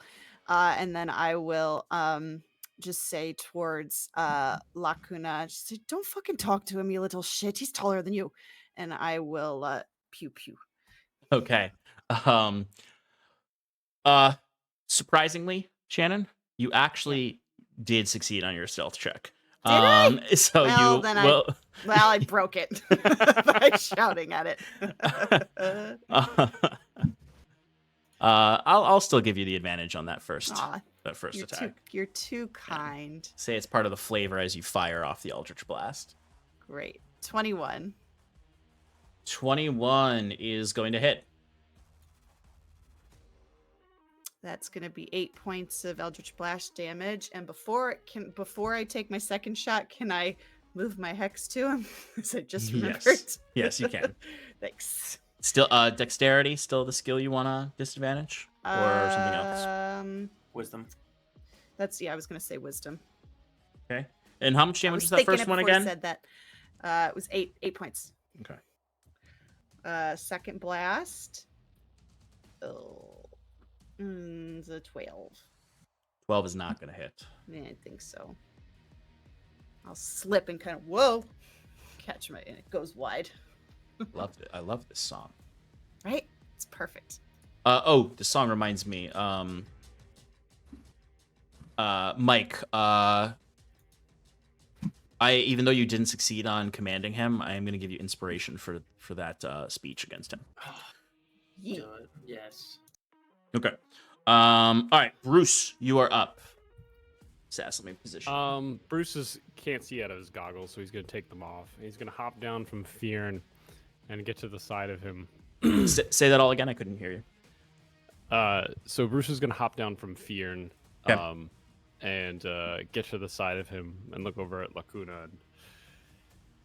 And, my ability and my initiative to learn and gain these skills have no backing of your assholery. I want everyone has to make a little speech before they interact with Lacuna here. Yeah. Sure. And Bruce is gonna cast heat metal on the asshole. Love it, because he is metal. Should be able to see him, even though I've got blurry. Yeah, he's pretty flashy right now. So even with your blurry vision, you can identify the floating, glowing metal guy 30 feet away from you, or 25 feet. Heat metal just happens, right? He doesn't have to make a save. Yeah, it just happens. Hey. He makes a Makes save it to 2d8. resist, I think. Yeah, It's his but turn. if he is metal, then it just keeps happening. Yep, he is metal. You can see with I'll range. double heat metal him Any so he just creatures. melts. We can just leave now. Mission accomplished. Mission accomplished. That's 8 fire damage. 8 fire damage. Okay.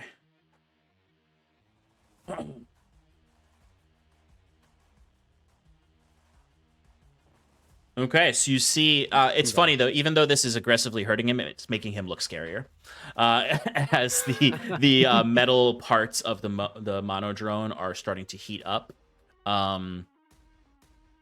Because you just need to see him, right? You don't need to like. This is not. It just yeah. So Okay, so it bypasses the shield around him. Is basically what I'm saying. I should have said this when Shannon hit him. Like the Eldritch Blasts were hitting the shield that he generated around him and affecting that. You are actually damaging the body. Okay. All right. So 8 fire damage. So I actually should put these next to each other. All right. Anything else, Bruce? that's it. Okay. Fearn, you are up. Jacquette, you're on deck. Okay, first of all, I want to move to the east to avoid clumping us all together, because he was charging something up there. And All right. I'm also gonna cast before you get up, Sean. Yep. I'm gonna cast darkness on him. Okay. So I'm basically going into the darkness. For the sake of targeting, is he an object, or would you say he's like He's a creature. Okay, yeah. So I'm gonna target the area right below his feet, and I'm gonna run in there, and just get next to him, but try and get into like a flanking position if possible. I'm sorry. Say that again. I was looking at something. I'm going towards him. I'm Mhm. gonna try and get to a flanking position if possible, if not as east as possible. Okay. And I cast darkness on both of us, so the area that he's standing in is, Okay. magically dark. And what's the radius on your darkness? Good question. The standard one, 15-foot radius sphere, Okay. so 30 feet total. Okay.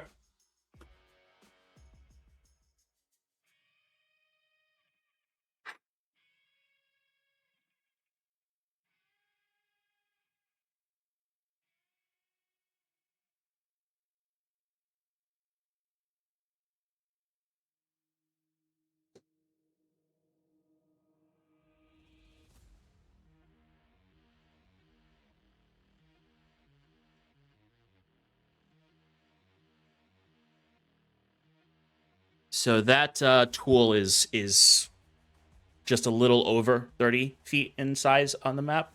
So that for Okay. reference, that's the radius going around is that tool.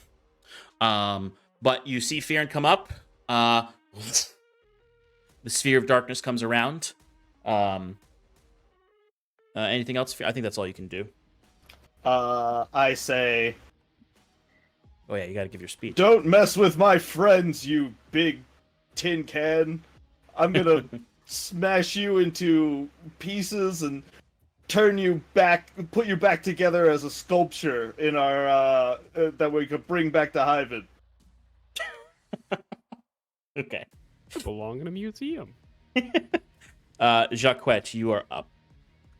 Jacquette was like aiming down his crossbow, like, all right, now we've got. And then the darkness comes up and he's like, are you fucking kidding me? Are you okay? We need a new fucking rule in this party because you just neutered me, Fearin. Fearin, fuck you. As Jacquette is going to, I guess, he's still gonna fire because technically I can fire just at disadvantage. Yep. But if I'm technically hidden, I have Clears it out. advantage. So Yep, and you'll still get sneak attack as Fearin is in engagement Right. range. So go ahead and roll your straight attack. it's 25. That'll hit.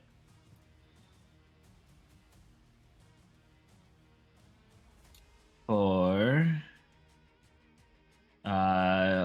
22 magical piercing damage.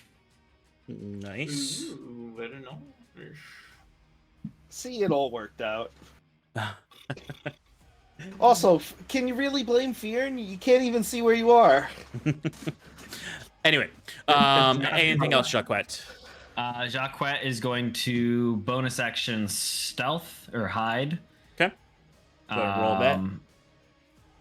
For a 19. Oh yeah, you were hitting. And then just gonna move a little further or on the right side of the map, trying to maintain a 60-foot range from 60 foot. Okay. Lacuna.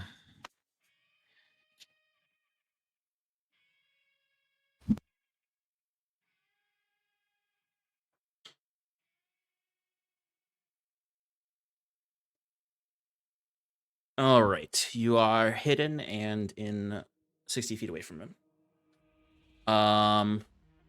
Lacuna is up. Okay. Sass is the only one who can see him. Because I don't even know if Fearin can see in the darkness. I don't think he can.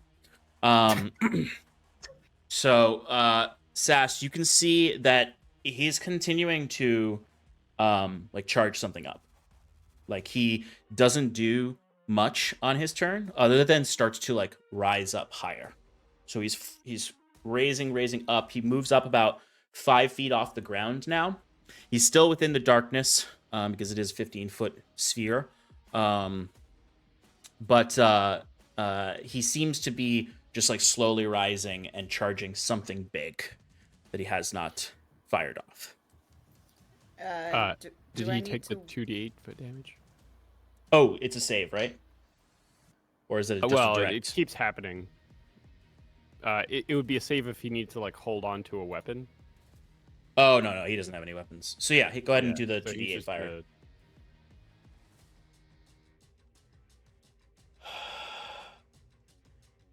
That's 9 Wait. damage. Wait. No, you use No, a bonus you use a action bonus to action to do that. inflict. Yeah. Sorry, I just read Oh. this. I just read the spell. Advantage. Yeah. I'm sorry. On Ignore me. all those things. Ignore me. Yeah. Do I do I need to wait until Monodrone casts the spell to do counterspell, or can I do it right now? Because the thing just says you attempt to interrupt a creature in the process of casting a spell. It's not a spell. So no. Okay. Never mind. And he said he was charging something up. It sounded like a spell. That's why I asked. There's a lot of things that sound like spells. No, it's a good question.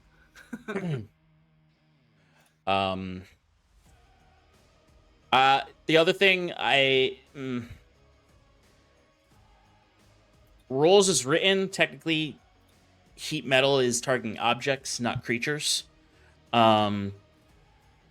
So I'm gonna allow it to continue because I already let it happen. But in the future, for constructs, technically speaking, rules is written, they can't target constructs because it targets an object. I think, or at least that's my understanding. Does that makes sense to me? The way it says like it's something they're holding or wearing. A metal object. A manufactured Objects and metal creatures object. are Object, different yeah. things. It does say object. You're right. Yeah. So we're good here. I'll keep it here just because it's long after the action that I've said this. But in the future, for like constructs, Well, the Modron body is technically just an object for Lacuna, so there's multiple arguments here to be made. We'll just play as is for now. We'll leave it up, the debate up to later on what constitutes an object versus a creature. I love that, actually. Okay. So that's it. All Lacuna does is start continuing to charge whatever ability he is using right now. Septimus, you are up. You know that they're in this darkness spell. In there. What do you want to do? When I attempted to cast command last time, Mhm. did I get the feeling that it was just the word itself that didn't register, like couldn't be done, or was it just like it couldn't be commanded at all? You recognize that this thing has a immunity towards things like charming effects. Thank you. And that's all I It needed has to know. an what is it? What is the wording? Ugh. Axiomatic minds. Can't be compelled, basically. Well, in that case,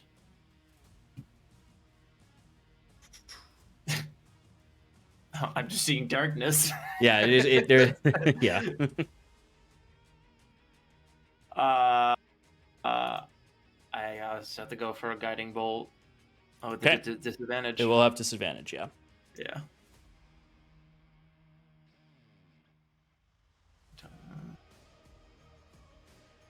15 to hit. 15 does not hit. That's a bummer. Oh wait, if you would allow me. Yep. I had inspiration. Yes. Could I cancel that disadvantage out with the inspiration? Because disadvantage is inspiration advantage on a roll or no? It's a reroll. reroll essentially. Yeah. Oh, it's a reroll. Okay, Yeah. so would you give me a reroll? I then? would. Reroll? Yes. Okay, Yes. my first one was a 21. Okay. Second one was a 15, so I'll reroll again. Okay. 21. That'll hit. There you go. Go ahead and roll Bang. damage. go 15 points radiant damage. Love it.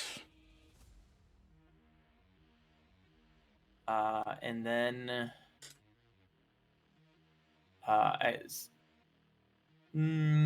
Sal's not gonna. If he can't move his meats half, he's just gonna stand by. Okay, so Sal's just kind of defending you at this point. Yeah, at this point, Excellent. he's not very mobile right now. He's good for that defensive maneuver. Sass, you are up. So there- Okay. Again, you can see him, so you don't have disadvantage. Oh, actually, you know what? I'm sorry. No problem. How dare you? He's gonna repair. Ooh, nice. After taking those hits before, 2d8 plus PB. Okay. I love that. I like to imagine like his repair is like this Hits like for 12. old arcane technology within Sal that just starts to like almost like nanobot like repair his body. It's not something that like you understand yourself, Septimus. You just know he's capable of repairing himself in the heat of combat. Sass, I believe now you may go. Okay. I would like to use my bonus action to plant that tentacle bomb,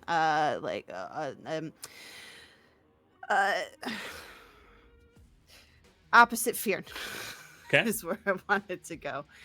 And when I summon it, I want it to. Well, wait a minute. How far up is it?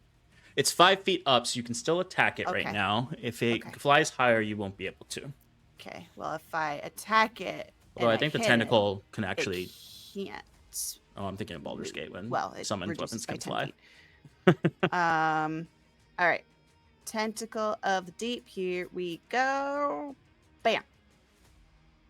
Fuck. Would you I roll? don't think 11. Misses. Don't you have advantage from? Guiding bolts. Yes, it has Guiding bolt. advantage. It has advantage. Ah, hell yeah. Thanks. Thank you, Steph. Natural 20. Hell yeah. Hell yeah. He's been Amazing. guided. Yeah. Hell yeah. Septimus, that natural 20 is partially yours too. Yes. In that yes. way. I forgive And you for mine. interrupting me. And yep. It's every One all thing? 3 of you get the benefits of this nat 20. So I always forget this. I know we're gonna max damage, which is a D8. Is that a D8 plus the modifier, or is it just max the D8 and then we add the modifier after? that. You would max the D8 and then add the modifier after. Great. So that's gonna be 8 plus 4 is 12 plus another 4, 16 points of cold damage. And then you also get to maximize your hex. Woo! That's right. Ooh, I rolled max, so 12 points of necrotic Hell damage. yeah. Yeah. All Screw right. you, Lacuna. Yeah. You've also successfully met the damage threshold to stop his charged attack. Yay! Also, he As can't move for his movement slowed by 10 feet well, because he didn't have 10 feet of movement. Well, I'm just saying. So you have basically broken through the shield that was protecting him during the charge. And that shield, sorry, Bruce, Fearn, that shield does explode around him. Oh, no. So, Sorry. Fearn, I need a Constitution saving throw from you. This is fine. 16. That is not going to do it.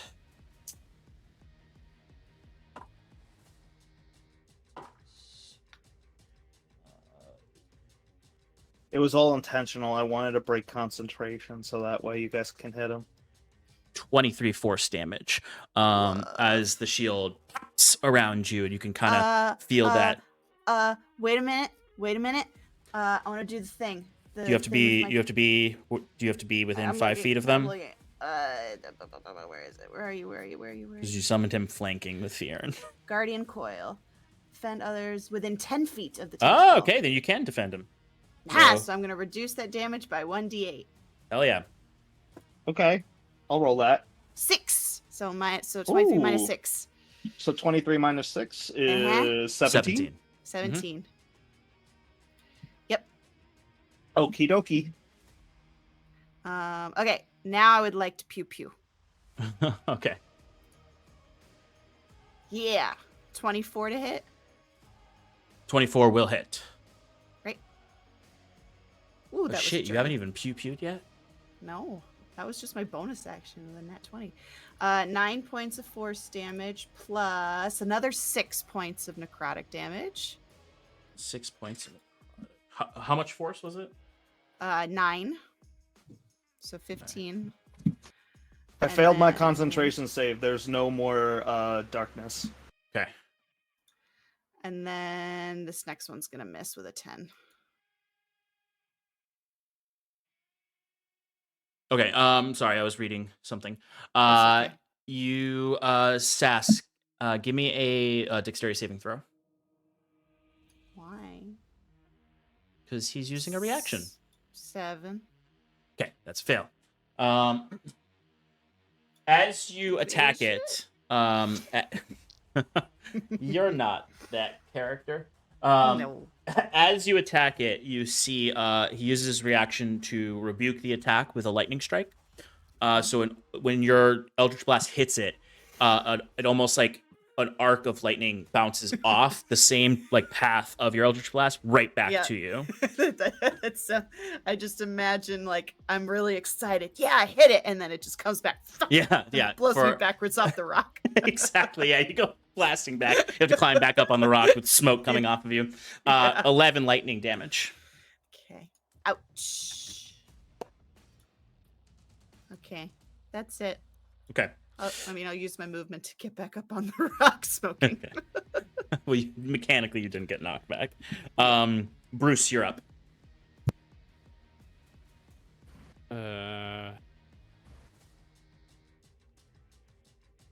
With Fearin on deck.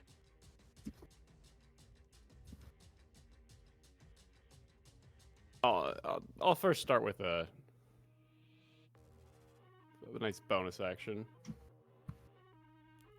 Burn. For 8 damage. 8 damage. Okay. I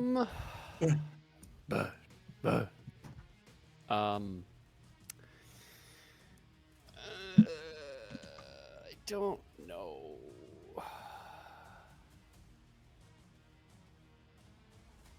I'm gonna try something, Let's do it.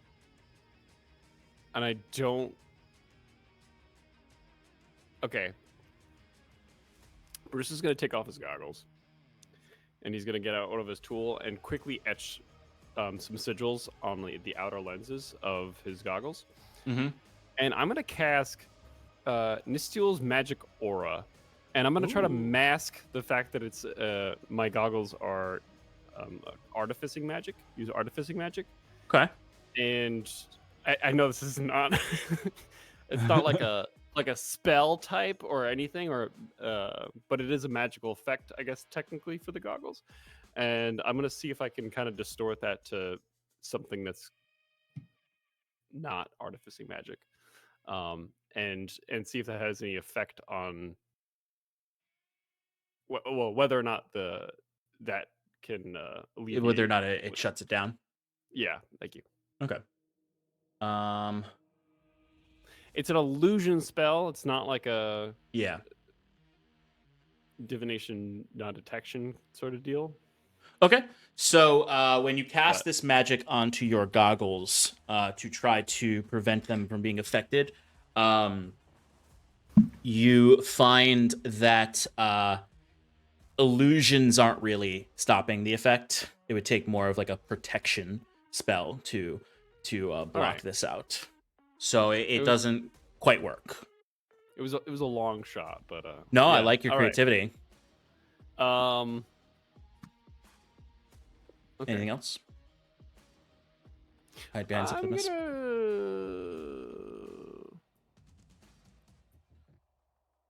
Did I get vision of where that door is before I lost my sight? Yes, you definitely would have. Yeah, so where that starred circle is the door. All right, Bruce is gonna start running around the radius of the darkness, tripping and falling as he goes. towards The darkness is gone, by the way. Oh, well, Goodbye. Bruce is still not gonna get super close to the Modron. Yeah. Okay, no problem. So, So you're just gonna keep a 30-foot radius away from him and scramble around? maybe 20. I can go a little bit closer to him now. Sure. Yeah. Do you want to use your full movement? Actually, you know what? I'm gonna say 30. I like 30. 30. Okay. 30's nice. Thank you, Sean, for the smile. Sure.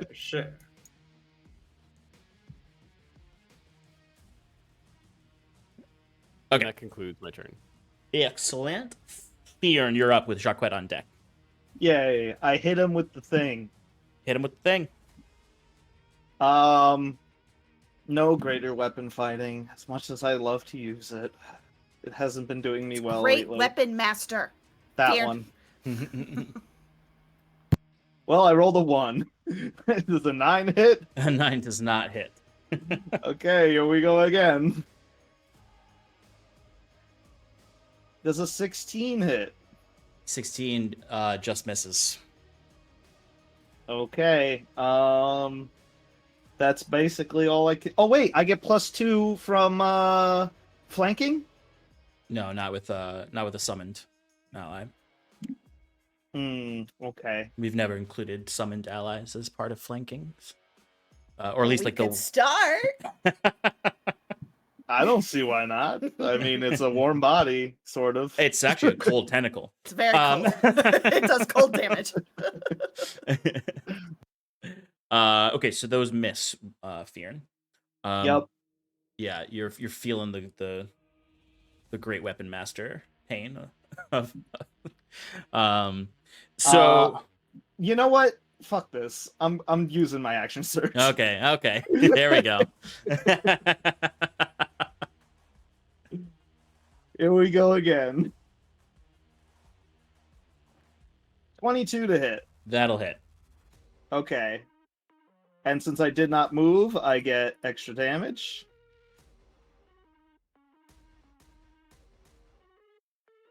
Where are the d8s? You do have to use your bonus action to firm yourself to use that feature, but So no second wind. I'll live. Yeah. It's basically like steady aim, where you have to use it as a bonus action to get the bonus damage. So that's 17 plus 5 is 22. Nice. And then I go for another attack. Give me a dexterity saving throw. Okay. 12. Okay. You are going to take lightning damage. Okay. Can I use a reaction to absorb it? Yeah, if you have your reaction. I will do that. Okay, so it's 11 lightning damage. Halved is 5. Yep. And that means I get to add a d6 on this next attack, Sean. Oh yeah. As again, you see that same arc of lightning comes off of Modron, of Lacuna. And Before I guess I anyone don't says get anything, the he has extra multiple damage on the reactions. second. Of course he does. man. I was not going to question that. I rolled an 8 on the second one, which is going to be a fail because I already rolled an 8 and it didn't work the last time. Yeah. But I still have the energy in my sword. Yep. You can still maintain that for the next time you at the end. I think that's all you can do because you would have to use your bonus action. You can't move, and you've attacked and action searched. Yeah. Or unless you want to say anything. Can I move around him so I'm can't move. in? Why not? Because you use the grounding effect of your maul. Oh, right. Yeah. That's how you deal the extra damage. Is Gotcha. Forgo your movement speed and use a bonus action. So I'm forgoing my movement and my bonus action. Correct. Okay, I gotta change the thing. But yes. Yeah, it's exactly like steady aim. Jacquet, you're up. How is Lacuna looking? He's definitely looked like he's taken a hit, but he's not bloodied. It seems like the shield absorbed most of that damage. Okay. All right.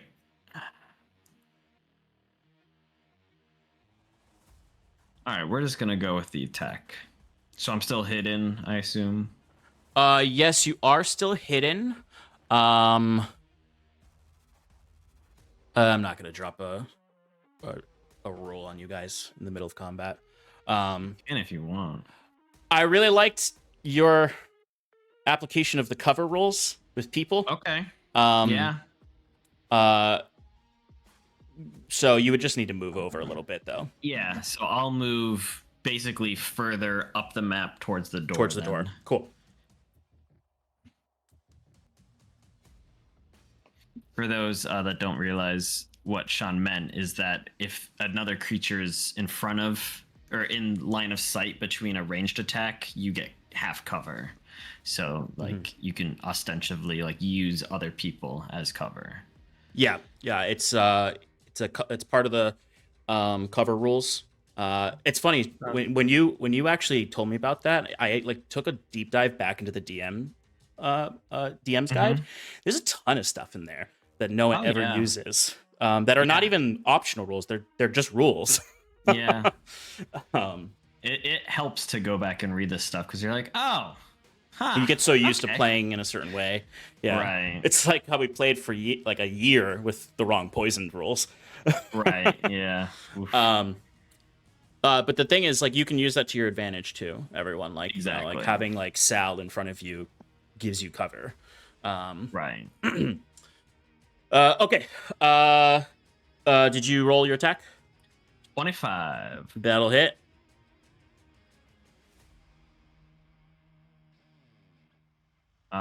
For 23 magical piercing.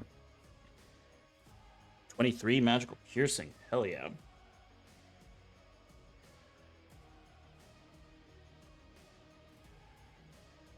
All right. And then bonus action hide for 27. 27. And I'm actually 27, and I'm actually gonna move a little closer if possible, like still staying in the tree line, actually staying behind a tree if possible. Yeah, we could definitely do that. So you want to get a little closer to Lacuna? Yeah. Okay. I can do that. Just slowly inching my way. Inching my way up to Lacuna. Oh, yeah. All right. So you're still in the tree line, but you're a little closer. Cool. Thank you. End turn. All right. At the end of Jacquette's turn, he is going to use his first villain action. Now that his shield is gone and he is exposed, you can hear sort of this like distorted sound that comes out in like it sounds like spoken language, but it's not anything any of you understand, and it has the staticky, robotic sound to it. For those helldivers out there, it kind of just sounds like the way the bots sound. Just that.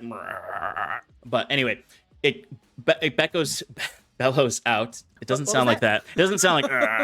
It sounds scary. It sounds scary. As maybe he took a page out of Sass's book, but suddenly several spectral mechanical tentacles show up. I wouldn't put it past you, Sass, to think he is copying you, but this is a feature he has. That's my fucking trick.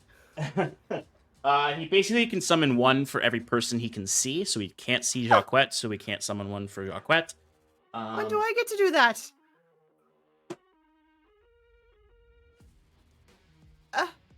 Rude. Oh no. Oh no. Sucks to suck. Oh no. When you learn who your patron is.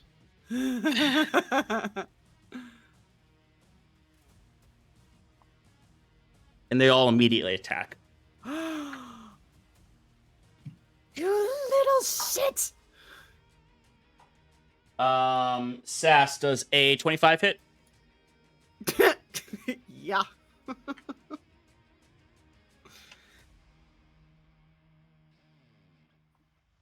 Oh, Sass, you're lucking out that I rolled ones on the damage dice. That's 2 damage to you.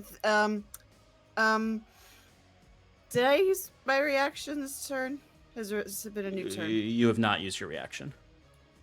Okay, Hellish Rebuke. Ooh. Okay, go ahead and was that a saving throw or is it an attack? That is a dexterity saving throw.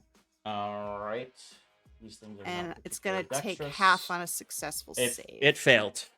Great. Bruce, does a 24 hit? Let me think about that. Oh, shit. Zach's dying. Yeah, I'm good. I'm good. It's the tentacle's gonna take 30 points of fire damage. Okay, how do you want to just destroy this spectral tentacle? That's my trick. Dissipates. It dissipates into dust. Excellent. Bruce, you're gonna take 11 points of force damage. Oh. Ooh. All right. I'm resistant to that. Ooh, what'd you say? Resistant to force damage. Oh, that's right, because of your feet. It's actually hilarious because the feet is coming from this. So, okay. Fearn, I do not believe a 10 will hit. Nah. Septimus, I also do not believe a 10 will hit. It will not. And Sal, 23 to hit Sal. Yeah. I'll hit Sal. All right, Sal is going to take 13 points of force damage. Why do you hate Sal so much? I don't know, but I really fucking take Sal out every time. As these tentacles are flailing around. Okay, that was the end of Jacquette's turn. That was villain action. It is now Lacuna's turn himself. Oh boy. Let's see if he gets his shield back. He does not get his shield back. So he is, since he did not get his shield back, he is just going to go for attacks now. So he is going to attack Fearn, who is on him right now. Come at me. Of course, I don't think a 13 is going to hit. Nope.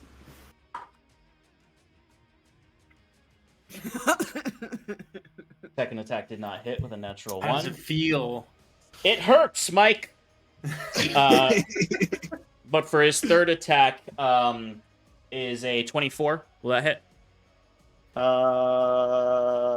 Yeah. Okay. Fear, I need to give you a Constitution saving throw. Sure. Oh my god, I'm getting horrible rolls tonight. I got a 10.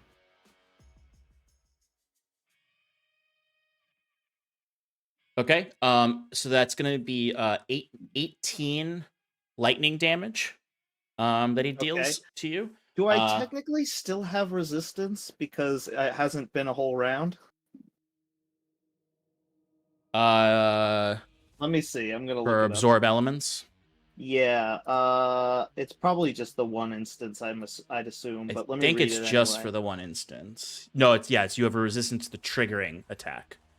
Oh wait, no, you're right. The triggering damage type until the start of your next turn, so you do still have resistance.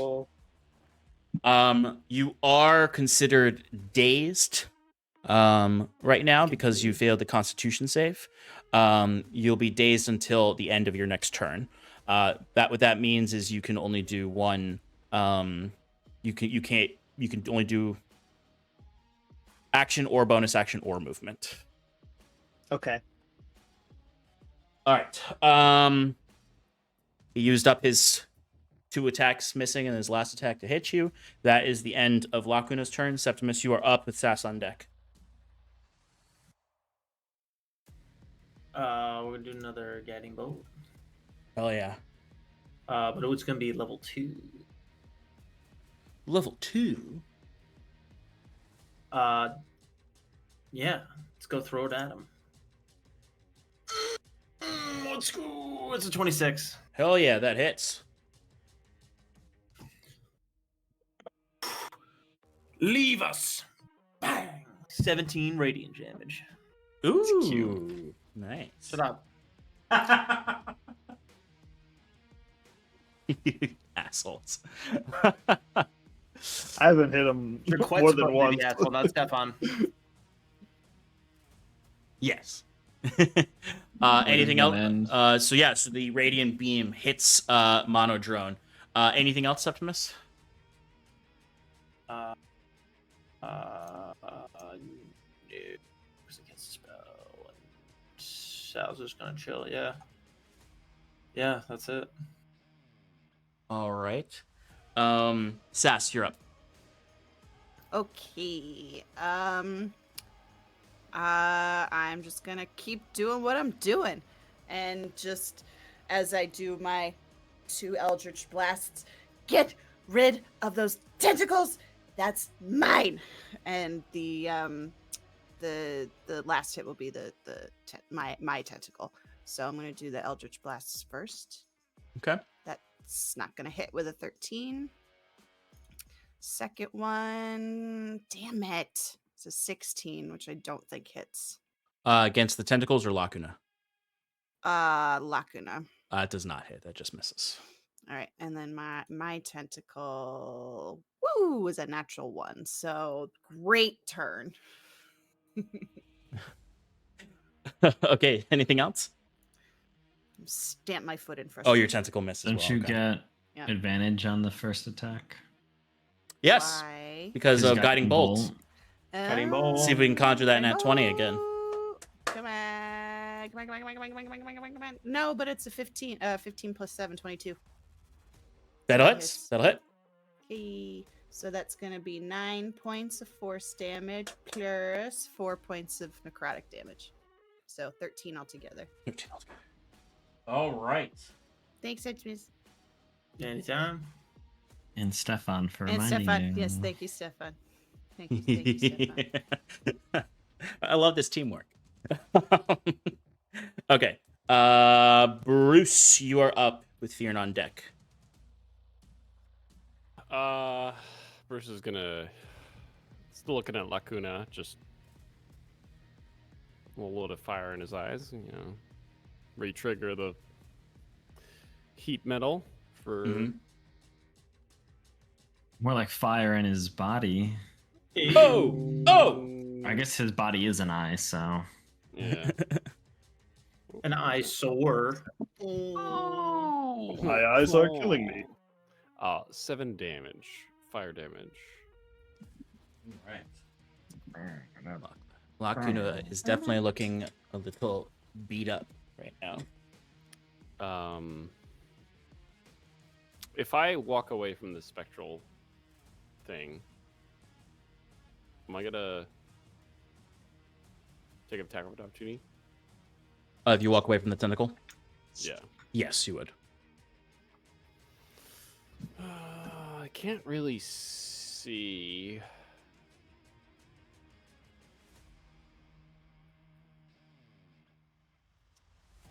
All right. Well, I could disengage at least if I want to do that. Yeah, you could disengage. Sorry, I don't really know what I'm doing as Bruce right now. That's okay. Got any grenades? I got something. Actually, you know what? I'm gonna take the attack of opportunity. I'm just gonna run out. I'm gonna run towards the door. Dirty 20 to hit. That hits. 7 points of force damage. All right. And you're heading towards the door? Yes. Is it a round up or round down? Round down. Thank you. Running towards the door. And I'm going to take out one of Bruce's explosives. What was that? And one of Bruce's traps, Yeah. which happens to be explosive. Mm-hmm. And I'm going to expend all my charges for my class, my CTS, Mm-hmm. and I'm not going to plant it yet because I can't. But I'm going to take it out and prep it with an action. Okay. Oh boy. And that, I think, will be it for me. Okay. I'm done. Theron, you're up with Jacquet on deck. Okay. Do I play defensive or offensive? How's he looking, Sean? I would say he's bloodied. I could probably. I only have one action, so I think I'm just gonna cast Armor of Agathis on myself. Okay. Giving myself some temp HP. And that ends my turn. All right. And I'm no longer dazed, right? Correct. Cool. All right, Jacquet, you're up. All right. Sorry, I didn't mean to interrupt. Did I still have a movement or no? No. Okay, never mind. Jacquet. Feline agility. Ooh, okay. And Jacquet is going to run up to within 10 feet of Lacuna. Ooh. As he does, he goes, you're nothing but a just big old rust bucket, aren't you? As he's going to bonus action, cutting words. So that's a minus d6 on the next saving throw has to make. And then from his utility belt, whatever you want to call it, he pulls out some dust of corrosion. Ooh. And as an action, he throws this dust into the air, filling a 10-foot cube that extends out from you. Any creature in the area that is made wholly or partially out of ferrous metal must make a DC 13 con saving throw. Ooh, I like it.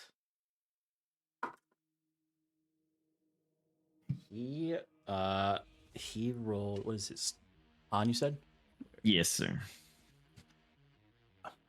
He got a 10. Oh, fantastic.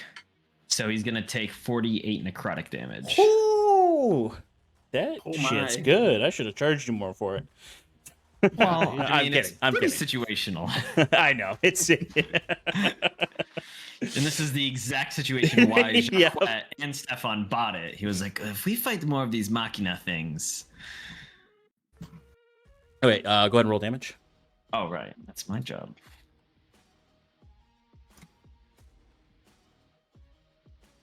Ugh. 15. 15? Yeah.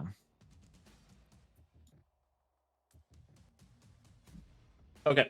At the end of Jacquet's turn. I'm not done. Sorry, continue. I'm just going to move away. Okay. Do you want to just move back where you were, or is there a particular Yeah, place? if possible, or behind cover somewhere if it's within. So I have 60 feet of movement. Yep. Okay. Getting up to 10 feet of him, and then moving back. Sure. All right. I'll see where you can get you. Thanks.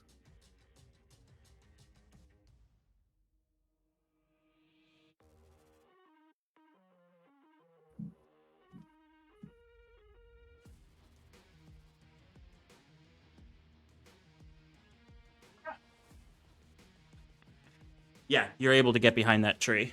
So All right, cool. I'll say, based on the angle you're at right now, you have 3/4 cover. All right, thank you.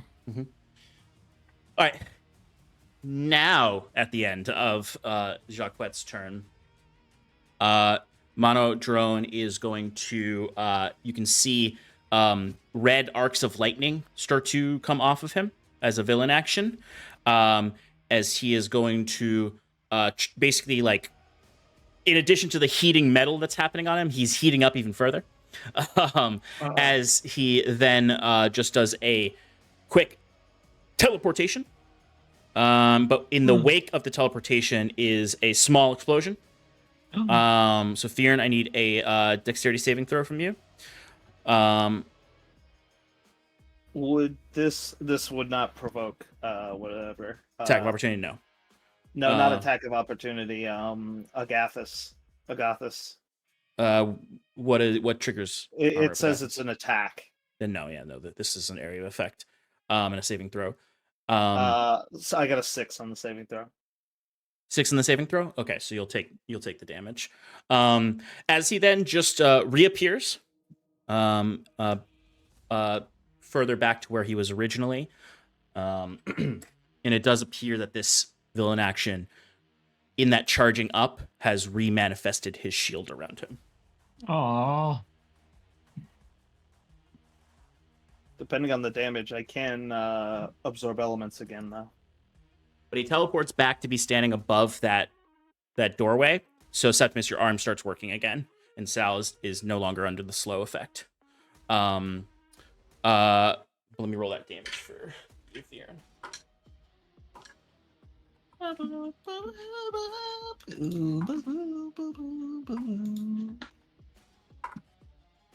Uh, 21 lightning damage. I'm gonna absorb elements again. Okay. Half it. That breaks my temp HP shield. Cool. Okay. The tentacles are going to attack now, and then it's back to the top.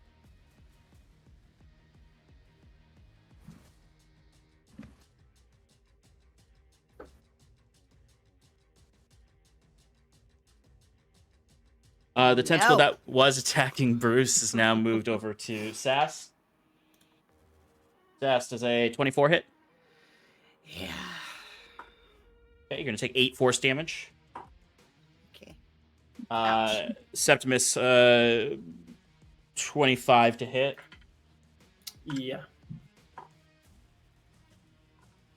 You're going to take 7 force damage. Dirty 20 on Sal. Oop. Just kill him. Sal's going to take 11 force damage. Yeah, he's down. Really? Yes. I don't think a 15 will hit you, Theron, right? Nope. Okay. All right. Those are all the tentacles. It's now Lacuna's turn at the top of the order.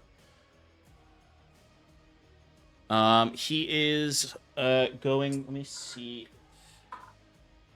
Okay. So he does regain his ability to shield himself. He's already shielded. So he instead is going to concentrate that into an attack. And I need.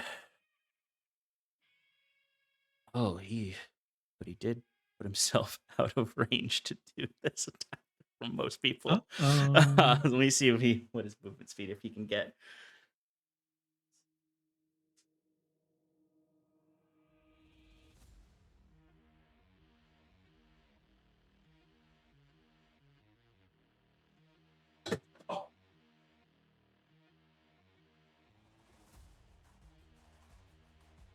So I've essentially, he teleported away to then move back to where he was, except he is flying. So he is, he maintained the height he was at essentially above on that hilltop.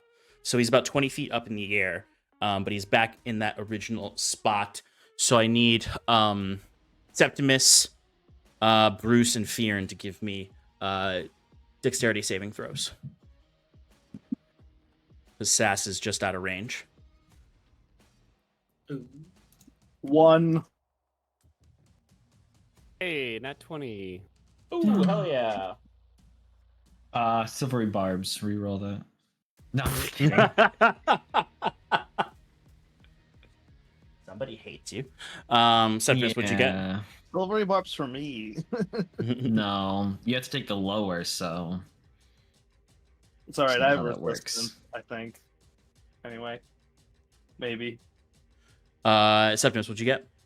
10. 10. Sorry, I didn't hear you. Okay, so Septimus and Fearn are going to take full damage, while Bruce is not. All right, so Septimus and Fearn are going to take 38 lightning damage. Fearn, you're resistant. I'm going to absorb elements myself. Okay. And everyone's just absorbing everything. Bruce, you're going to take half that. So what is that? That's 19 lightning for you, Bruce. Yeah. Ian is not looking good, guys. I lost concentration for. So I get my- wait. Sorry, go ahead. Heat metal. Okay, so the heat metal goes away. Septimus, what were you saying? Resistance is half, right? Yep, so you'll take 19 damage. Okay. Okay. Septimus, you're up.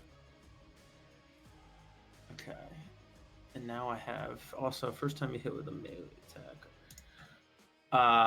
I can't reach him with him flying, can I? He's 20 feet up in the air, so melee-wise, no. Okay. In that case, I'm just gonna throw my hammer at him with catapult. Love it. Is that a saving throw? It is. Dexterity saving throw. He is absolutely going to fail. Yes. Boom. Donk. Donk. Donk him on the head. Bump him. 20 bludgeoning damage. Ooh, Let's nice. go. Big Nice. donk. All right. So you watch as your hammer flings up and it causes a shimmer of damage across the shield that he had re-upped on himself. The shield looks bloodied. Anything else, Septimus? I don't think so. All right. Sass, you're up. Bruce, you're on deck. All right, I'm going to use my action to use my Pearl of Power to get a spell slot back. Cool. And then I'm going to use my bonus action to Misty Step. Over to the set of rocks on the, not the one with the star circle on it, the other one by the trees. There are at the top of the map or the bottom? Top of the map. Okay, and it's 30 feet for a Misty Step. I believe it's Sh- yes, 30. So, So you're not gonna be able to. Yeah, you're not gonna be able to get to those rocks. Thought it was 40. Okay. Well, I still would like to teleport. Where? So for reference, that little pool I put on the ground, that's 30 feet long in the map. Okay. Then I guess I'll still teleport. I'll do 30 feet north, like towards the rocks. I know I'm not gonna get there, but Cool. I want to get away from this tentacle.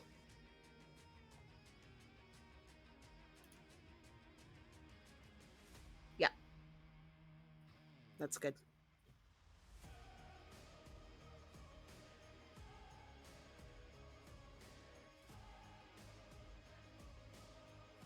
Put Monodrone on a little dice to indicate he's flying. And then, actually, then can I use my movement to get up on the rocks?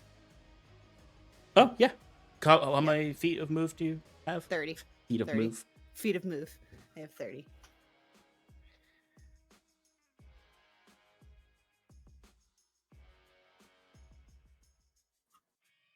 Cool. Thank you. No problemo. Bruce, you are up. Bruce is going to frantically run towards that door. Okay. He's going to, not being able to see too much, he's going to feel around. He's going to keep looking up at Monodrone and back at the door of Monodrone, and then he's going to start planting this explosive Device. Yeah, device. Sorry. Okay, you can do that. And I'm going to manually cast arm the Sanctuary hell on bomb. myself. Yeah, I'm arming the hell bomb. I'll input the commands. Okay. Yeah, and I'll cast Sanctuary on myself. Love it. Anything else? I'll just whisper to myself, I don't know your shit. 380 barrage incoming. You really took that personally? Okay, Fear, and you are up. Monodrone is 20 feet above you. So, Sean, Yes. could you work with me here? Depends on what you're about to ask.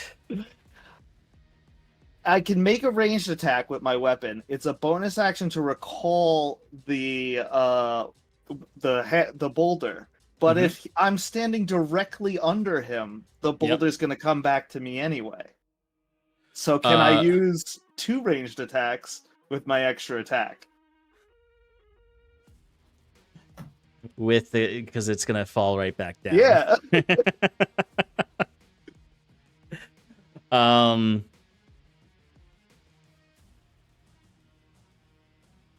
Sure. Nice. Can I? And I can't use the remove movement thing for that, obviously. No, you can only use that for your melee attacks. I figured. Okay. So there's going to be a DC 16 for him to hit. Mhm. Twice.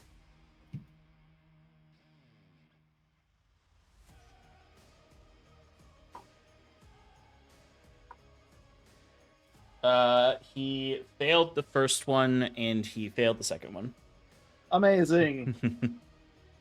Because it's an attack and it was on my weapon, I get the extra damage from my lightning thing for one of the attacks. Sure. Absorb elements. That's a D6. Okay. So first attack.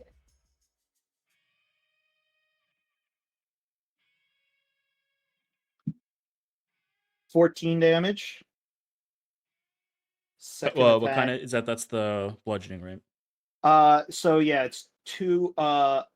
8 of it is bludgeoning and 6 of it is lightning. Okay. The lightning has no effect on him. Great. And then I will throw another big old rock at him. Oops. For another 9 bludgeoning damage. Okay. And then I will use my bonus action to second wind. All right, go for it.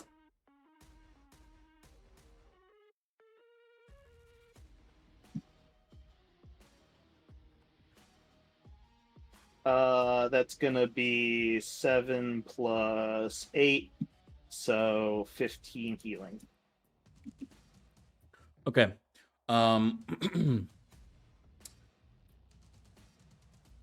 You stupid metal bastard, get down here. As you do that, as you scream this, he is going to use his final villain action at the end of your turn. And he would actually, after you say what you say to him, he would look down at you and then look to each of you that he can see. He sends he looks over towards where Jacques is hiding behind the tree. And he would just, when you first started this conversation, he was talking, for those of you who've heard his voice before, Bruce and Septimus, much more cogent. Like he was using complete sentences. He wasn't like sounding weirdly tired and like cryptic and forgetful. He starts to sound that way again now. Like he's losing this grip with reality. As you would say, I don't understand. You promises. They gave you a gift. Excellent children. As he, with that last line, he is going to use his final villain action, and his, the form of Modron starts to bend and twist and break apart into many pieces as sort of like the arms detach and the wings detach, and they kind of just float there as they're kind of moving in a jerky fashion. As the eye opens up to like the core heart of Monodrone. And starts to charge up. You can all hear an audible like as the villain action essentially gives him what he was charging earlier. This villain action charges it up in a critical state all the way so that he can use it on his next turn. But before that turn, Jacquette's up. Get him, Jaquette. Jacquet is going to steady aim and Love it. shoot. And as he does, just because, quips are fun, he's going to go, you're worse than my father trying to buy everyone's love with gifts. 426 to hit. That'll definitely hit. You're not my dad. Jacquet got his little speech in too. When he didn't have to hide. 18 magical piercing. Okay. You shatter the shield that was on him. Good stuff. Okay. Anything else, Jacquet? No. Okay. On Monodrone's turn, this effect has charged up. The body of Monodrone is going critical in some ways. I'll need everybody to give me a dexterity saving throw. Here we go again. Oh shit. I have not succeeded a single dexterity saving throw. Oh wow. Don, you said I have 3/4 cover. Correct. So you will get a bonus to this. Fionn, what'd you get? 10. Fail. Septimus? 14. That fails as well. Bruce? I rolled a 17. That brings it down to 15. I'm going to use my reaction to bring it up to a 20. Okay, you will pass. Sass? 16. That will not pass. And Jacquet? 30. I think you've horseshoed back around and failed. No. That obviously passes. So those who pass will only take half damage. As essentially there is a bright white light that you all see. You would all feel a shockwave. And then there would just be this wall of lightning that fires out in all directions for 200 feet. Jeez. And it's like forceful. 200 feet? Holy Yeah. shit. Does that have any effect on the bomb that's like within 30 feet of it? Bruce instantly dies. Incinerated. I think we all might blow up. I just realized I haven't been rolling concentration on Hex for all those times I got hit. Oops. Well, you were getting hit for. We'll remember for now. For Okay. moving forward. Okay. Wow, it was a different dice, but I rolled the same amount of damage as his last AOE. 38 damage to anyone who failed. 38 what damage? Oh, God. Lightning damage. Absorb elements. So Oh, no. I still have resistance because it wasn't my turn yet. You're right. So you don't even need to use a spell slot to get that resistance. 19 to those who succeeded. Those of you who failed, you are all dazed until the end of your next turn. And this does affect the environment. So all of these trees that are all around you are all knocked over, basically, from the epicenter of him. So Jacquet, I'll need another dexterity saving throw from you. What is dazed again? You can only do one thing on your turn, One. so you can only Okay. move. You can only move, Yep. action, or Yep. bonus action. Okay. Do I still have cover? No, because your it's a cover is 10. what's Yeah, falling on you. It's a 10. How are those bone eaters? Were they within 200 feet? The bone eaters. Yeah. They're more like bone dead. Wow. Look, Jacquet's the wordsmith, not me. 13 bludgeoning damage, Jacquet. Oh, you bastard. And I'm you prone. are you're pinned under the tree. Oh, no. Even worse. How does That's not a condition. It's concentration restrained work is again? basically the condition it's giving you. Concentration is So Constitution saving throw. Okay, so, and then I rolled a 14. Is it supposed to be half of the damage that I took? Yes. Correct. All right. Would you take it was full or half? 38. I took full. Yes, you lose concentration. Okay, so Yeah. Hex is off. Yep, because it was a 19 DC. Yeah. This explosion flings out. Bruce, do you have health for your traps? I did not initially account for the For area of affected damage potential No, against I did objects. not. All of his tentacles got destroyed by this, by the way. Good.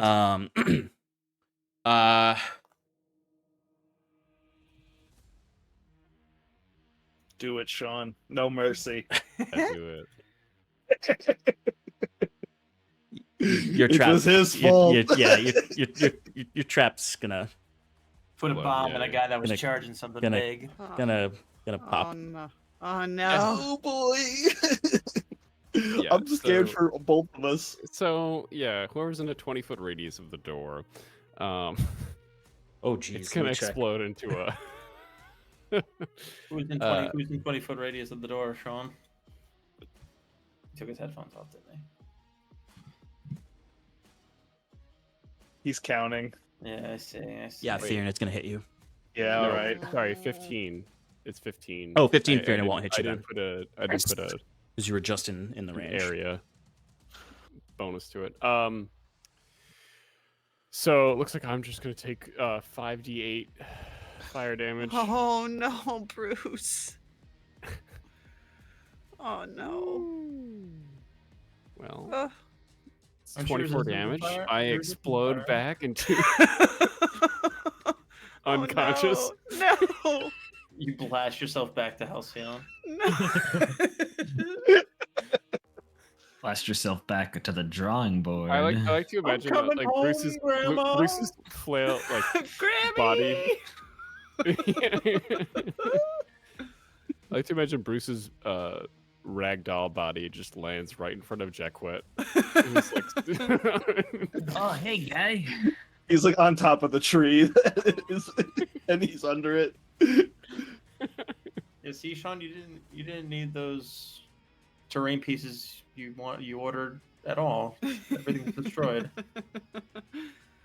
Oh boy. Now what's he getting? He's opening the door. Oh, everything's Everything's on fire.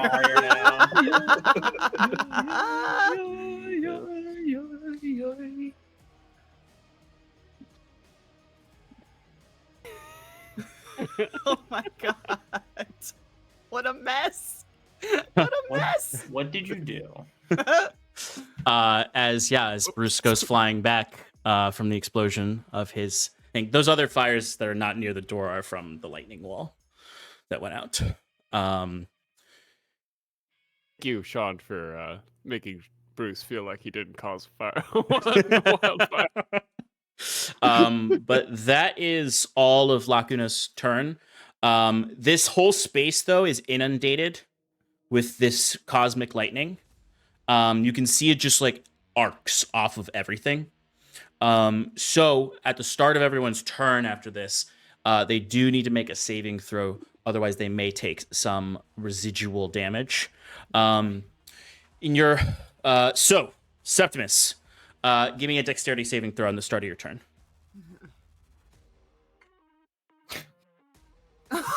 Three. Oh no. You're gonna take 6 points of lightning damage. As it just sort of like is residually on the ground, and you like try to you're lifting yourself up from the attack as it's just sort of like you're still feeling just like the stinging in the air as the arcs are just coming off of things and hitting you. Yeah. It's like you're all just perpetually being tased. Ugh. Oh, fun. But go ahead, Septimus, you're up. How is Modron looking? Very rough. Like using this ability has basically taxed the little machine as far as it Did can you take possibly any go. of that explosion damage? No, because he was 20 feet up in the air, and even if he was on the ground, he wasn't near it, close enough with it to it. Such bad luck. But he is Is he looking still in very the air? rough. He is still in the air. Yeah. Come on, Septimus, finish him.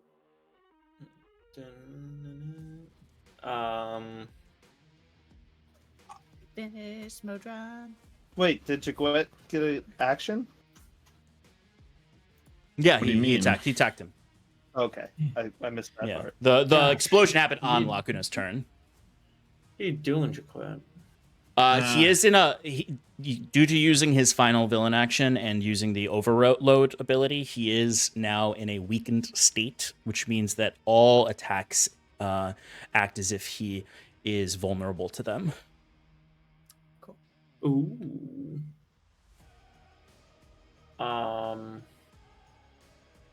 Other than things he's already immune to, like lightning.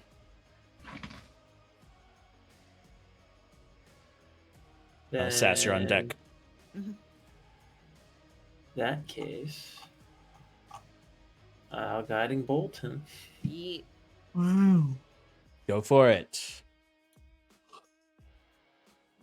Mm-hmm. 13. 13. That is not going to hit. Damn. Does he have the Yeah. same AC because he split apart into pieces? He does still have the same AC. That's it for me. Okay. Sass. Get him. Do I get advantage because he used guiding bolt, or it has to hit? It has to hit. Okay. All right. I'm going to since I'm down to 9 HP, I would like to self-impose a prone from that blast back, and I want to pick my head up and just Fire Eldritch Blast. yeah, for my action. Do I Go for need it. to deck save first? though? Yes. Yes, thank you for reminding me. Nope, that's gonna be a 5, Sean. And guess what I rolled? Did you roll the 9? No, I rolled an 8. Oh, oh my god. So I have 1 HP. 1. So now I'm really just like send out those 2 Eldritch Blasts. Oh hell yeah. 26 to hit for the Hits. first one. Nice. That's gonna be 12 points of force damage. Okay. Second one is a 23 to hit. That'll hit. And 5 points of force damage. Okay. He is still up. As these hit him, and it kind of like ragdolls him around in the air. As you can see, like he is like very jerky movements, struggling to keep the body of Modron together. You can guess like basically Lacuna is holding the physical body together that is about to basically be disintegrated by how much you're damaging it. Normal Monodrone has like 5 health, so he's like stretched this body out as far as it can possibly go. All right, Bruce. I'll give you the death saving throw. Give me a death saving throw. Oh wait, hold on. What am I doing? Oh, I'm sorry. I should have just healed you. Where is? Why is this being difficult?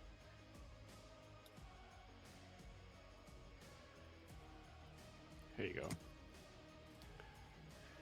Does the days keep lasting, Sean? No, it's okay. over at the end of your Okay. turn. I rolled a natural 20.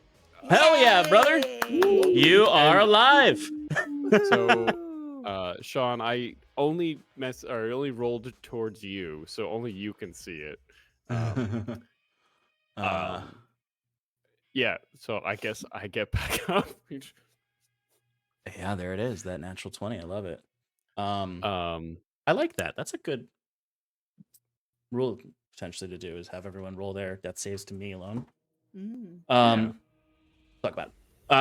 Yeah, you're back up at 1, which is good because you took that lightning damage at the start, so you were already down some death saves.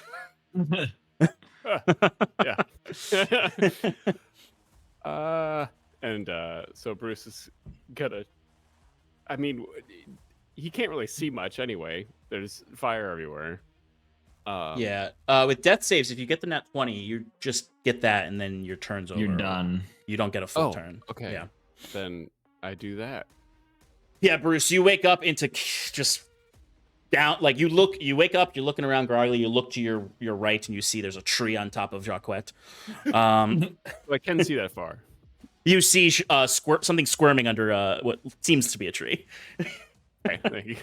All right. All right, Fear, you're up. Jacques, you're on deck. Oh boy, what do I do? I could do Launch one boulders. attack. Honestly, launching boulders is tempting, but I'm also thinking of something else that I didn't realize. I can only launch one boulder because I only have one attack, but I could also use an action to cast Halting Presence from my Gosu mask. Okay. I think I'm gonna try that, but I'm scared because it's a Wisdom saving throw. Yeah. Can you read the description? So I use an action to channel spiritual forces within the masked target enemy creature within 60 feet. Makes a DC 16 Wisdom saving throw. On a failure, it takes 3d6 psychic damage and is considered frightened of me for 1 minute. On a success, it takes half damage. And Okay. is not frightened. All right. So, you said wisdom? Yes, Wisdom saving throw. Okay. So he is going to pass with a 21. Well, shit. So he'll still Should've take half stuck with damage, though. Dex. Okay. 3d6. What kind of damage was it? Psychic. Okay. So he's resistant to that, but because of his critical state, he'll still take full damage. Okay, that's 14 psychic damage. Nice. I figured that would deal more damage to him, considering force his mental damage. state. What's that? my I did force damage double all your force damage. Okay, cool. Yeah. Jacques, you are up. Finish him. I have to make my deck save. Correct. Yes. Thank you. I have disadvantage because I'm restrained. Yep. I still get a 21. Nice. So that is a success. You take no damage. Okay. All right, Jacques, from pinned under the oh shit. What do we think, gang? Is he immune to psychic damage? Have we done psychic damage to him yet? Fear just did. Just He's did. resistant to it, but because of his critical state, he takes normal damage for it. Normal or all right, we're gonna go. Wait, is he within engagement range of anyone? No, because he's still flying up in the air. All right, so Oh, then I forgot that he's in the air. yeah. Okay, so we're going to bonus action unsettling words as Jacques just like, all this Lacuna, you throw all this at us, and even that's not enough to stop iron and mana, as his hand reaches down to his hand drum, and he's going to cast at second level Dissonant Whispers. Yeah. Okay, So- that's a wisdom save, Wisdom save, please. and it's D6 that he subtracts from it. Yes, so it's Okay. a DC 15 minus 1d6. Okay. All right. Where is my D6? Do you want to roll the D6? I'll roll the d6. 6. Okay. So that is going to be subtract 6 from the roll on the dice and add his modifier. He still gets a 16. Okay, I'm going to Silvery barbs. I had a feeling, yeah. He rolled So a he 15 can- on the dice on that last one, and he rolled higher on this one. Okay. He's still going to take half damage. Okay. So that's 18 halved to 9, Okay. which is then brought back to 18. or yeah, because he's vulnerable. Yep. Or whatever. Okay, so 18. Wait, do you take half damage because he succeeded in the saving throw, or because he had the resistance? Correct. Both. Okay. No, he took half damage because he succeeded on the saving throw. Which is 9, right? Yes. Okay, so he does actually take 9 then, because he was resistant to psychic. The Oh, vulnerable okay. brought it back up to regular, so he takes 9. Okay. All right. He's still cooking. Barely, but he's still cooking. Okay. Whew. Does not get any kind of shield back. Thank God. But he is gonna kind of like look down and see like the destruction, hear the words that Jacquet just said, and there is like a sort of like fury that does come over as the eye turns red again, and he's just gonna whip out lightning attacks at out of pure anger towards Fearn.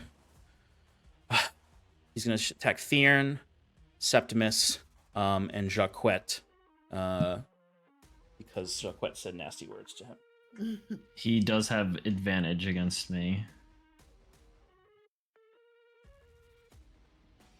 I'm very low. Me too. Advantage. Jacquet, he got a 22 to hit. Yeah. Do I get covered because the tree's on me? That's 12 lightning damage. All right, Jacquet is down. No. Septimus, I don't think that a 13 is gonna hit. And Fearn, 27, I think is gonna hit. Respond. 27. You're gonna take 9 lightning Sorry, I damage. was on mute. No, it did not hit me. I assumed a 13 wasn't gonna hit you. Hey, I'm still up. Okay. Woo. All right. Septimus. Was that lightning damage? That was lightning Yeah. damage, yes. I have one more absorb elements left. I think I'm gonna use it, even though it's stupid. Okay. Septimus, you're up though. So he's floating in the air. He's looking like he's about to fall to pieces. He's desperately shooting lightning at you all. What do you do?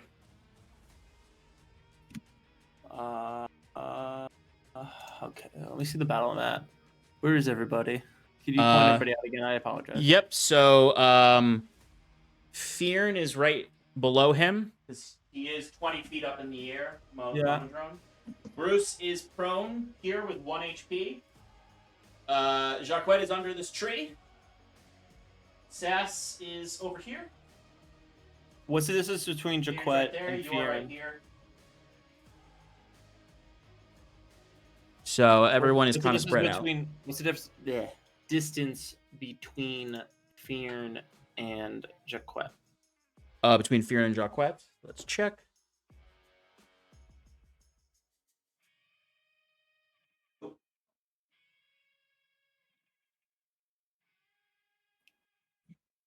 Fearn is 40 feet away from Jacquet.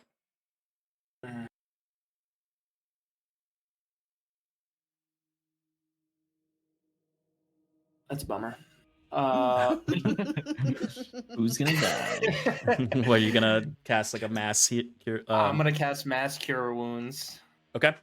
but I'll encompass Bruce and Jacquet. Sorry, Fearn. That's okay. I've got something.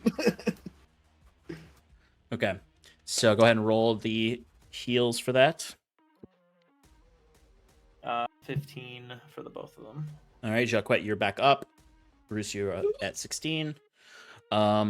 Anything else, Septimus?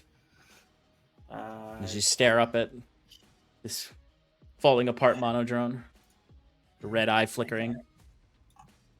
Yeah, nah, I got nothing. Okay. I got nothing, boss. Sass. All What are you right, doing? I'm laying on the rock at 1 hit point, and I'm just gonna like flick my wrist and make the tentacle hit him with my bonus action. I'm gonna attempt to do that. Fuck! That misses. So then I'm going to. I hear it just hit the ground next to it, and I will raise He's my flying head. anyway. Oh, that's right.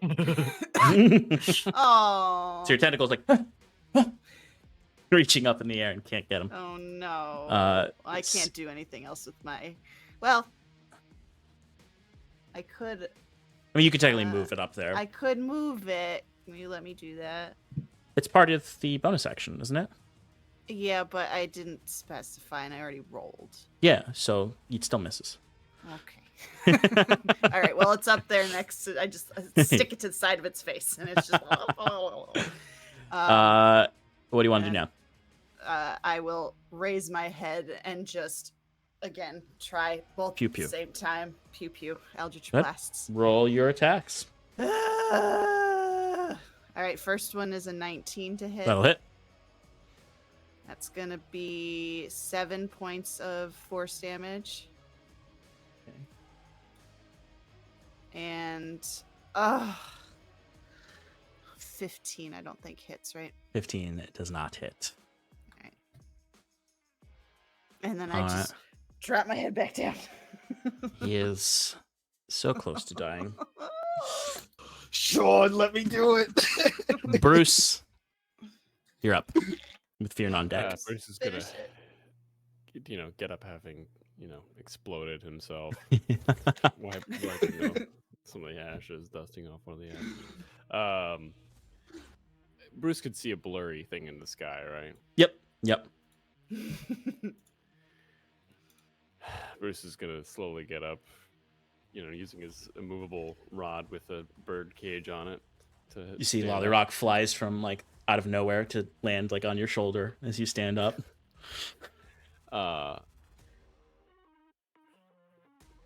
Just die. And Bruce is just gonna cast magnify gravity. Excellent, and hope excellent. that it pulls him down.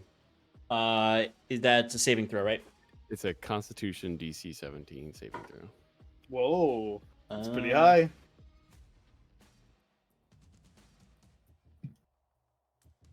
He is not proficient in this, so he fails Oh, with an that 11. is 13 damage, force damage. How do you want to do this? Good job, Bruce. I would love for that exact scene to happen, except magnified gravity literally just Modron doesn't have enough strength to hold it together up in the sky anymore. So magnified gravity pulls him down to the ground, and I'd like to imagine that once it gets really close to the ground, Fearn just battering rams or and home runs the core of the Modron. A little baseball. I would be willing to resist the. Wait, how much damage was it? But basically, Monodrone's body up there, fractured into the pieces that it is floating, all just crunches down into a ball from the gravity, and then is hucked down towards the ground. Where Fearn, if you are of the persuasion, can go for a baseball swing against it. Okay. Can I predict? Like, can I point towards Sure. a certain direction, and Sure. we'll see if I can get it. Like, Yeah. what do I need to roll at? I'm gonna say you're gonna hit it, but give me an attack roll to see if you land where you said you're gonna land. Sick. If you get a 17 or higher, you predicted right. There was one remaining tree that was like half broken off. I point towards it. I got a 21 to hit. You hit the collapsed body of Monodrone right into the tree. The tree falls over and the body shatters against it as you have defeated the Lacuna possessed Monodrone. I throw my weapon the way you're not supposed to with the bat. Like the umpire would have gotten mad at me. As you have succeeded in And I this run combat. over to Bruce, who's at first base. Love it. But yes, you have succeeded. You have kept the doorway safe from Lacuna's grasp. And also, as far as you know, destroyed his shell on this planet that he has been using. Yeah. So Monodrone is just battered to smithereens. Yep. I mean, the parts are there, but they're all pretty loose. Actually, truthfully, if you were to approach it, you would see that the pieces that are left over do start to disintegrate and disappear. Septimus really wanted those silicone lips. Yeah, Yeah. those lovely ceramic flesh lips. Ceramic, sorry. Make them more supple. I'll need some. No, Septimus will walk over as it's like kind of disintegrating, as he'll go to a name, and he'll just recite like a little prayer to Monodrone, not Lacuna. It's like, rest easy now and find your way back to Machina. And as you say that, it all kind of wisps away in the light breeze. Someone help me out over here. Oh yeah, Bruce goes and molds the earth underneath Jackwet to make him a nice. So we could shimmy Yeah, out. thanks. Yeah, Fearn will pull on his legs and slide him out from under it.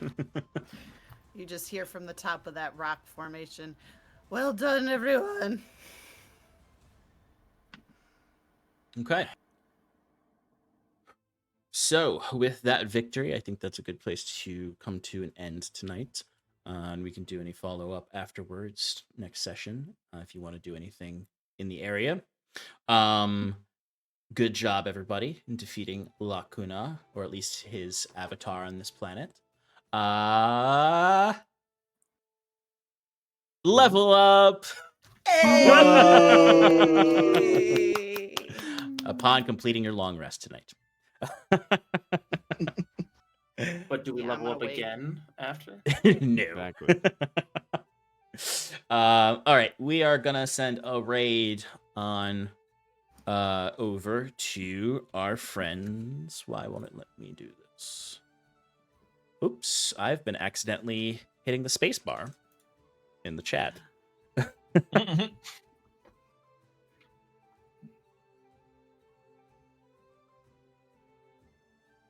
Okay, it worked. We're gonna raid our friends over at From Afar podcast. We're playing a little Elden Ring. Ooh. So please join us again next week, or on the YouTubes, wherever you are in the world. Thank you very much for joining us. Good night, everybody. Good.